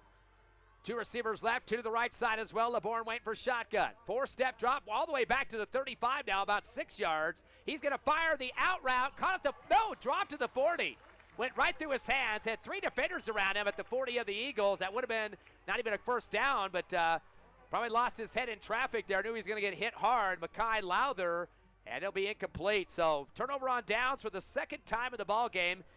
Centennial's also punted 3 times, so that's like 5 turnovers to the Eagles. Man, and you know what? Man, they almost allowed them to get that and be able to have an advantage to get a first down again. But, I mean, it worked in their favor, so it's time for the offense to come back out here, move up the field, and, man, get another touchdown. Eagle football in Centennial territory at the 47-yard line. Make it the 48. 7:13 remaining in the game. Hobbs up by 11. Got single receivers left and right. They'll go with the fake handoff, but Medrano goes up the middle instead. And, boy, he's getting buried. He might even be behind the line of scrimmage there. The man that first got the wrap-up on him and then got some help, Luke Matherly, the defensive tackle. And he might have got lucky. Yeah, they give him forward progress on that. No gain on the play for the quarterback, Junior Medrano. Of course, he had a 65-yard touchdown earlier in this half. He's over 100 yards in rushing tonight as well. 135 at this point for the Hobbs Eagle rushing crew. Another guy over 100 tonight, Seamus Wright at 106. So that's nice to see those numbers. It'll be second down for the Eagles. Second down and 10 from the 48. Long snap count here.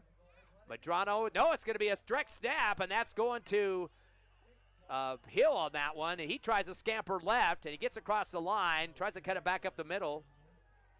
About a 2-3 yard pickup that time. Wait a second, was there somebody else in there for the Eagles there? No, it was Medrano, I guess. He's the one that had the football. A 2-yard pickup for Medrano. Running the clock here with 5:58 remaining and an 11-point lead for the Eagles. Have it at the 46 of the Hawks on the left hash and take a lot more time to get the play coming in from the sideline. They know they have that advantage with the scoreboard. No rush on the play calls here. One receiver left and right, and a slot left as well. Medrano back in shotgun. Good snap. Handoff from the left into right. Puts out his arm and tries to stiff arm his defender that time. Might have pushed him ahead for a yard if he got lucky to this near left sideline. I think about a yard they're going to give Seamus on that one. As right now at 5 carries and 107 yards in the game. 101 of those, though, in the first half. 4th down and 7 for the Eagles. They have it at the 45 of the Hawks on that left hash. Clock down to 5 minutes, so letting that clock run as much as possible. Trying to pick up their second win in the district schedule. This would be the first loss for Centennial. They are 2-0 right now with wins over Alamogordo and Carlsbad. Eagles going for it here. Receiver in slot left, one receiver right. Back in the shot, and no, he's going to punt it. Here goes Medrano, keeps it down low, takes a bounce to the 15, a Hobbs Eagle roll to the 5, continues to roll, and it gets down to the 3-yard line. They try to get the brooms out to sweep it even further, but that's going to be about it, about the 3-yard line. 4 guys around the football on that one, a perfect pinpoint kick down to the inside the 5, and that will give the Eagles defense a chance to get tough out there and hopefully take away the football for the last time in this ball game.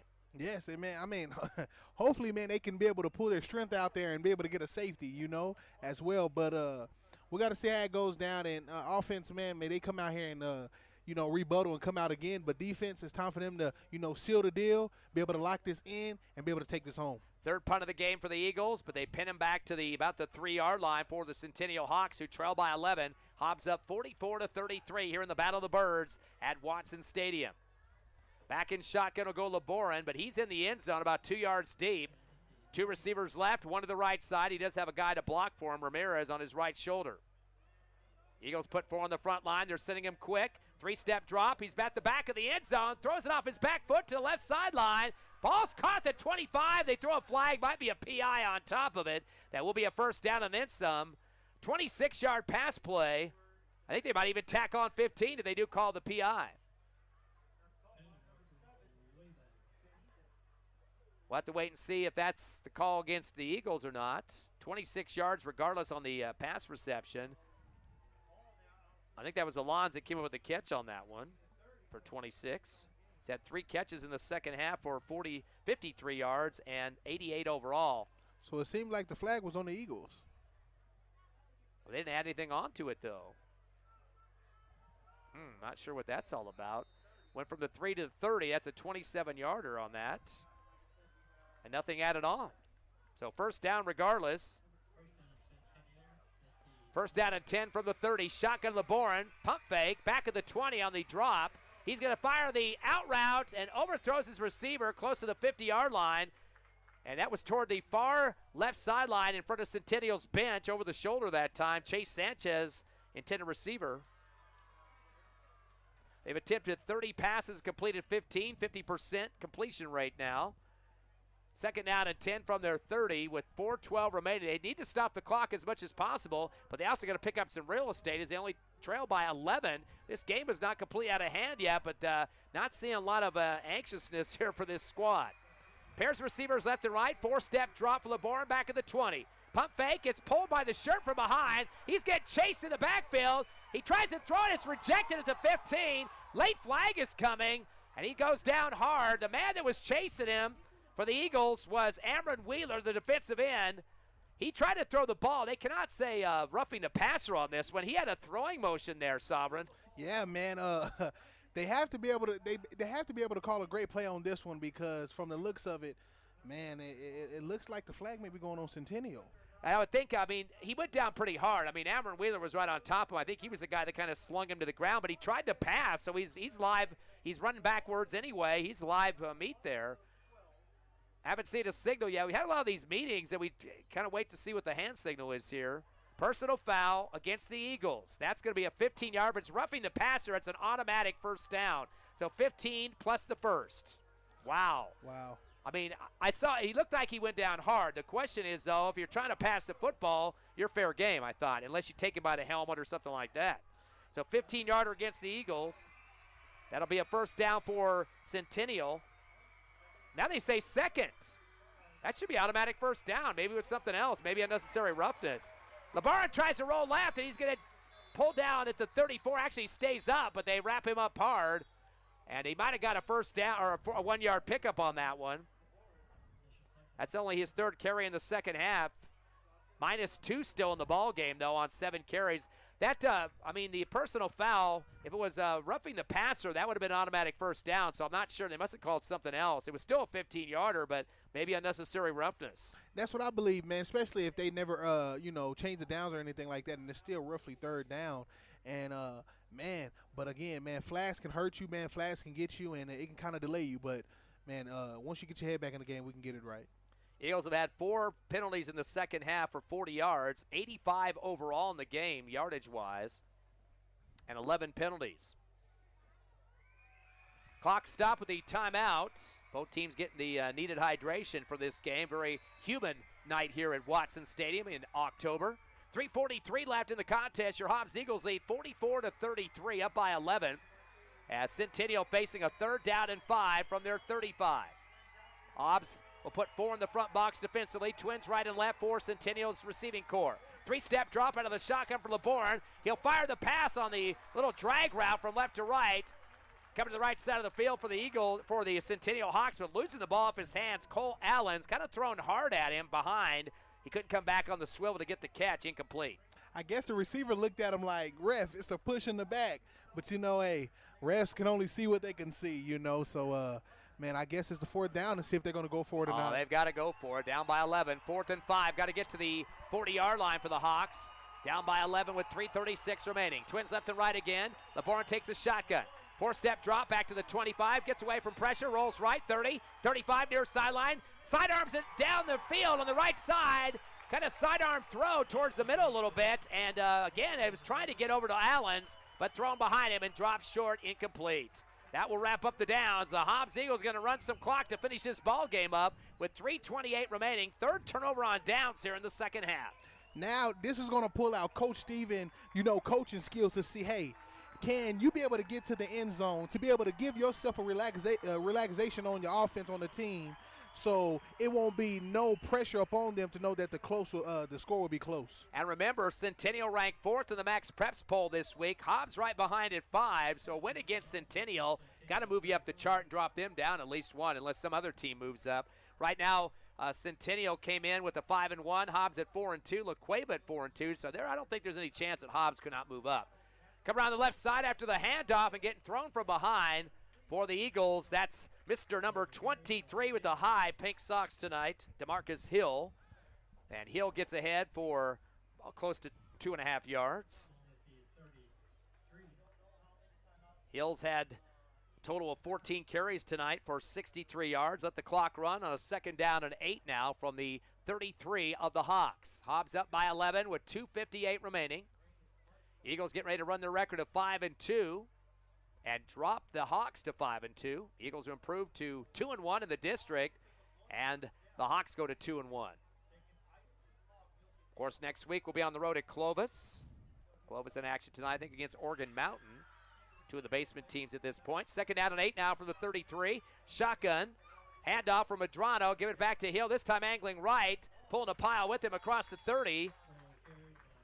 Just going to continue to run that clock. He'll get 5 on that one, does Hill. So Hobbs Eagles got 2 100-plus runners tonight. And Medrano, the quarterback, and Seamus Wright back to action after, 4 or 5 games off with the ankle injury. 3rd down and 3 now for the Eagles. Need to get to the 25-yard line. 2 minutes left here in the 4th. One more home game on the season. It'll be 3 weeks away. Eagles will host Carlsbad to wrap up the regular season. Venture to say Hobbs definitely going to have a playoff spot this year. And with this win, probably moving to that 2nd spot in the district. And the top 4 get a bye in week 1. 3rd down and 2.5 for the Eagles. Shotgun to Medrano. Fakes the handoff, runs up the middle himself. Puts his head down, then backs in for a couple extra across the 25. That's what he needed for the first. And gets 4 to move the chains for the Eagles. That'll be the 12th first down of the contest for Hobbs. And so, Ty, if I had to ask you, man, at this point, man, do you think trying to score or run the clock, which one would be better? Well, I think, yeah, you got an 11-point lead. You don't want to really do anything that's going to get anybody hurt out there, but Hobbs really just wanting to run the clock without running a play here as much as possible. You got that 25-second game clock, 40 seconds after the play, but they're faced with a first down here, and they're going to just go on the win column here with the kneel down. They'll take the snap in the backfield, and that'll be a 40-yard loss as quickly going down the knee to run the clock with 58 seconds underneath the minute here. So 4 yards on the kneel down. The victory lap is started here. Who was that took the snap? Keep looking and trying to figure out who that is. That's definitely not one of our running backs. Maybe that Medrano moved up ahead there. I believe that's Medrano. Putting himself in the negative column on these few that he's going to go down for again.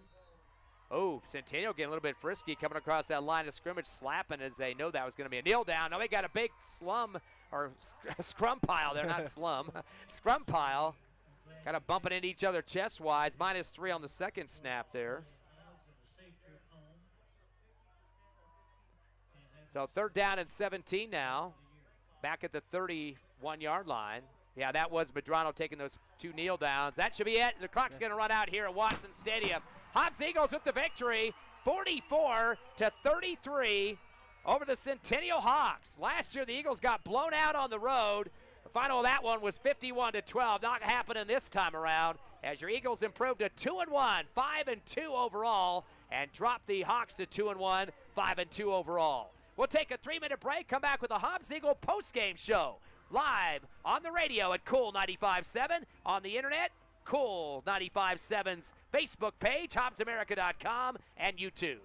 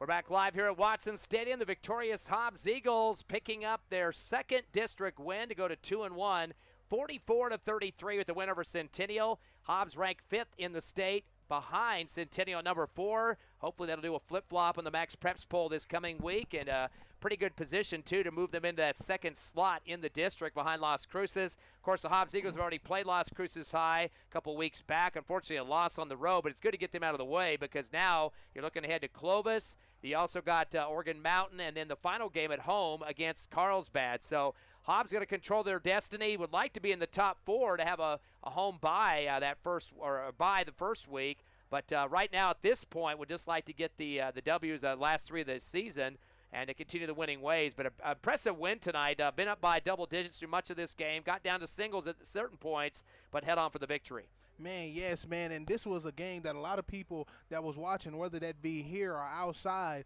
wasn't expecting, you know. They was expecting, you know, for this to be a blowout like the last year's game, you know. And, I mean, I believe that Hobbs came out here with their heads on right and, you know, their focus on point, and it came out to be in this.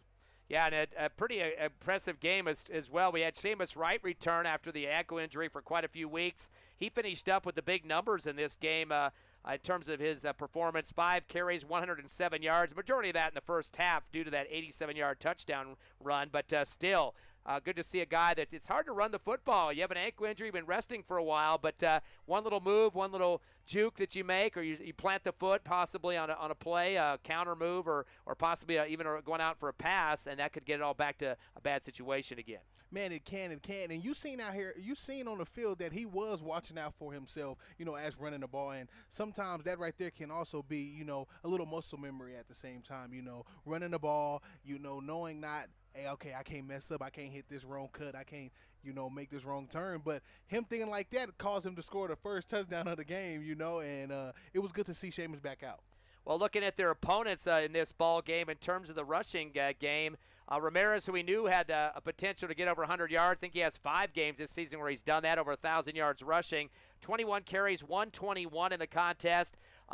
About half of those were at halftime at 60 and finished up with 61 in the second half. So, I mean, that was a pretty consistent running, but I don't think anything where he broke away too much in this ball game. In fact, his biggest rush of the night was 15 yards in the first half. He did score a 14-yarder and a 7-yarder in the first half, but 14 was his long of the night, which is pretty good situation for the Hobbs Eagle defense. Yes, it is. It is. So you can tell right there that the Hobbs Eagles defense did their job out there tonight, you know, and they really improved and they really made a couple stops. Also on the other side with Ramirez, man, sometimes a one-man army can't be able to take a whole army by himself, and I think that's what kind of, you know, lagged him too at the end of the day. But Ramirez did great, but at the end of the day, the Hobbs Eagles defense approved. They stepped up, they made stops, and they made sure that all the consistent running he's been doing in the previous game that he didn't do at this game. They finish up with 118 yards, which is less than what he had as a single player at 121, but they had a lot of guys getting dropped in the backfield, including LeBourne, who was -2. They had that bad punt snap for Sanchez. He was -16 on that one, so lots of negative stuff. Kind of eroded their numbers on the rushing game. 118 the final in those numbers. Passing department got a lot of guys involved in receiving core. 4 receivers catching multiple ones in this game for Centennial. Sandoval 5 for 94. He had a 54-yard reception for a touchdown, and 4 of his 5 catches in the game were all double digits. So pretty good game for Sandoval. Also, it was Allens, 5 catches for 89 yards. He had couple 27-yard receptions in the game. Ramirez coming out of the backfield, 4 catches for 85 yards, including a 36-yarder for a touchdown in the first half. Sanchez had 3 catches for 67 yards. So once again, 4 multiple catching receivers in the ball game.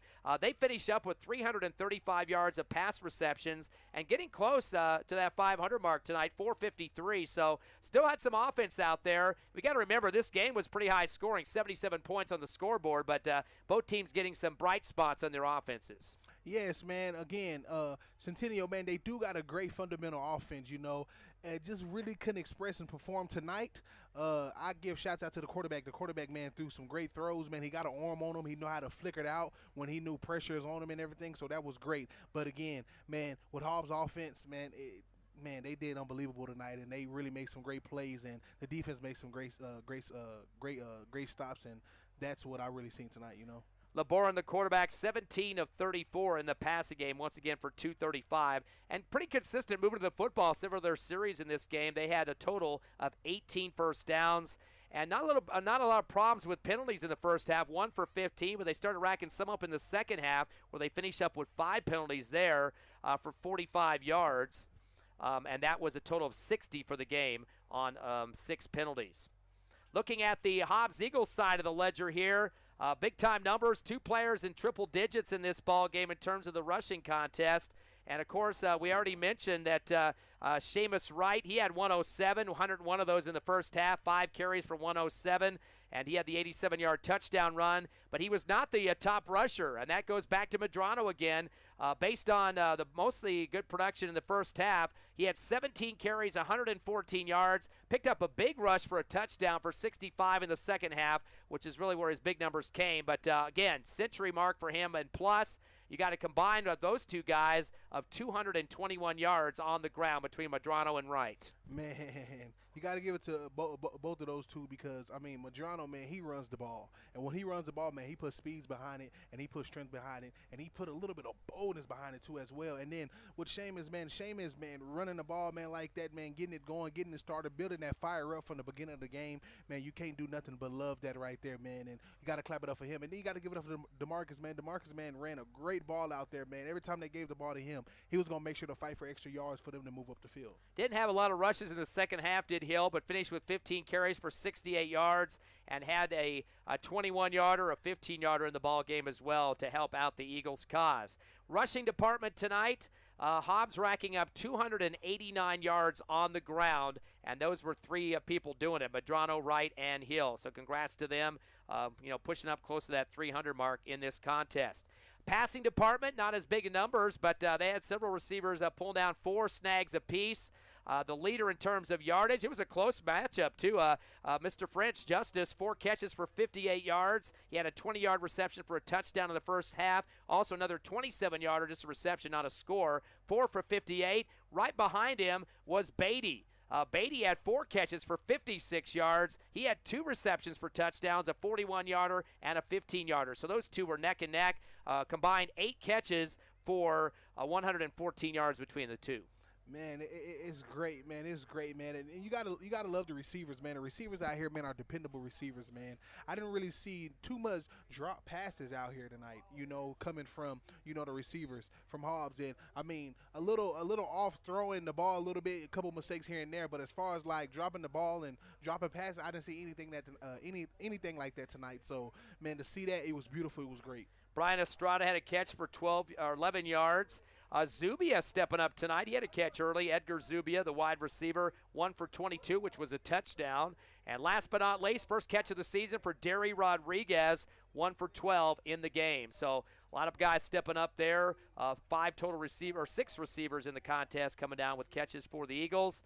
Hobbs, in terms of the passing game, Junior Medrano, 12 of 20 for 161. Eagles had 450 yards of offense in tonight's game. Of course, that compared to their opponent in the game, who ended up with 453. So pretty close, 450 to 453. Hobbs getting beat by unofficially 3 yards, but they'll take the scoreboard versus the yardage in the stat book. Hobbs had a total in the game of the first downs of 12.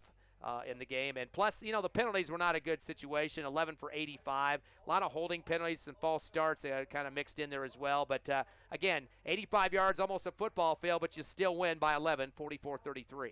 Hey, man, and that's how you do it, man. That's how you want to end off the game. You want to be able to walk out of this stadium, and especially you being at home, to end it off with a dub. And that's what they did tonight, man. They played hard. They focused. A lot of great communication. Man, they went out. They went all out, man. They make sure to do this. I mean, yes, some mistakes need to be cleaned up here and there, in which I believe over practice and over due time before the playoffs come about, that they will clean up those mistakes. But other than that, man, I believe Hobbs got their head on the right shoulders, and I believe going forward is going to be good for them.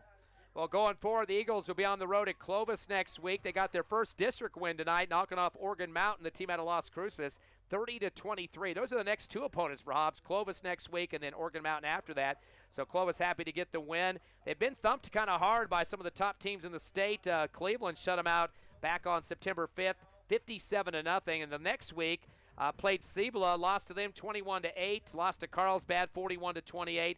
Rio Rancho earlier this season shut them out as well, 56-0. So Rio Rancho and Cleveland in a combined 113-0 against Clovis. So, they're going to be licking some wounds from early season.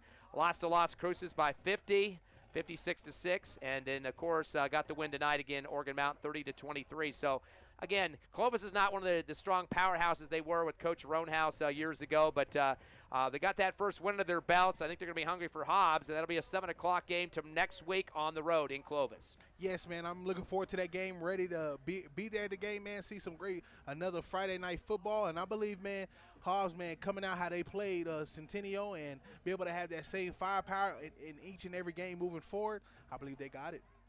Well, the Eagles get the win 44-33, ranked 5th in the state in the Max Preps polls this week, going up against that team. Centennial was ranked 4th, so there should be a change up. And very exciting to see that change that maybe may get the Hobbs Eagles a shot at that number 1 through 4 seed for the state playoffs. But still 3 games to go, so that game season isn't over yet. The Eagles still have those contests against Clovis, Organ Mountain, and again finishing up with, of course, Carlsbad in a home game. Again, I'd like to thank our sponsors of Hobbs Eagle football tonight and throughout the season, including Lee County State Bank, Eastern New Mexico University, Lasco Construction, NMR Pipeline, Outlaw Sports Grill, Eunice Pump and Supply, Hobbs Express, JBW Solutions, SunGuard Precision, the Bel Air Bowl, Devon Energy, Badger, Master Plumbers, Forest Tire, TDS, and Divine Energy Services. Once again, the Eagles winning tonight 44-33 here at Watson Stadium. Next week, 6:45 pregame show, kickoff at 7 in Clovis for Sovereign. Also thanks back to TV. Let's go with Evie and Tiffany at the station. I'm Ty Friend. We'll see you next time. Have a great weekend out there, the 3-day weekend for some of you with Columbus Day on Monday. Adios.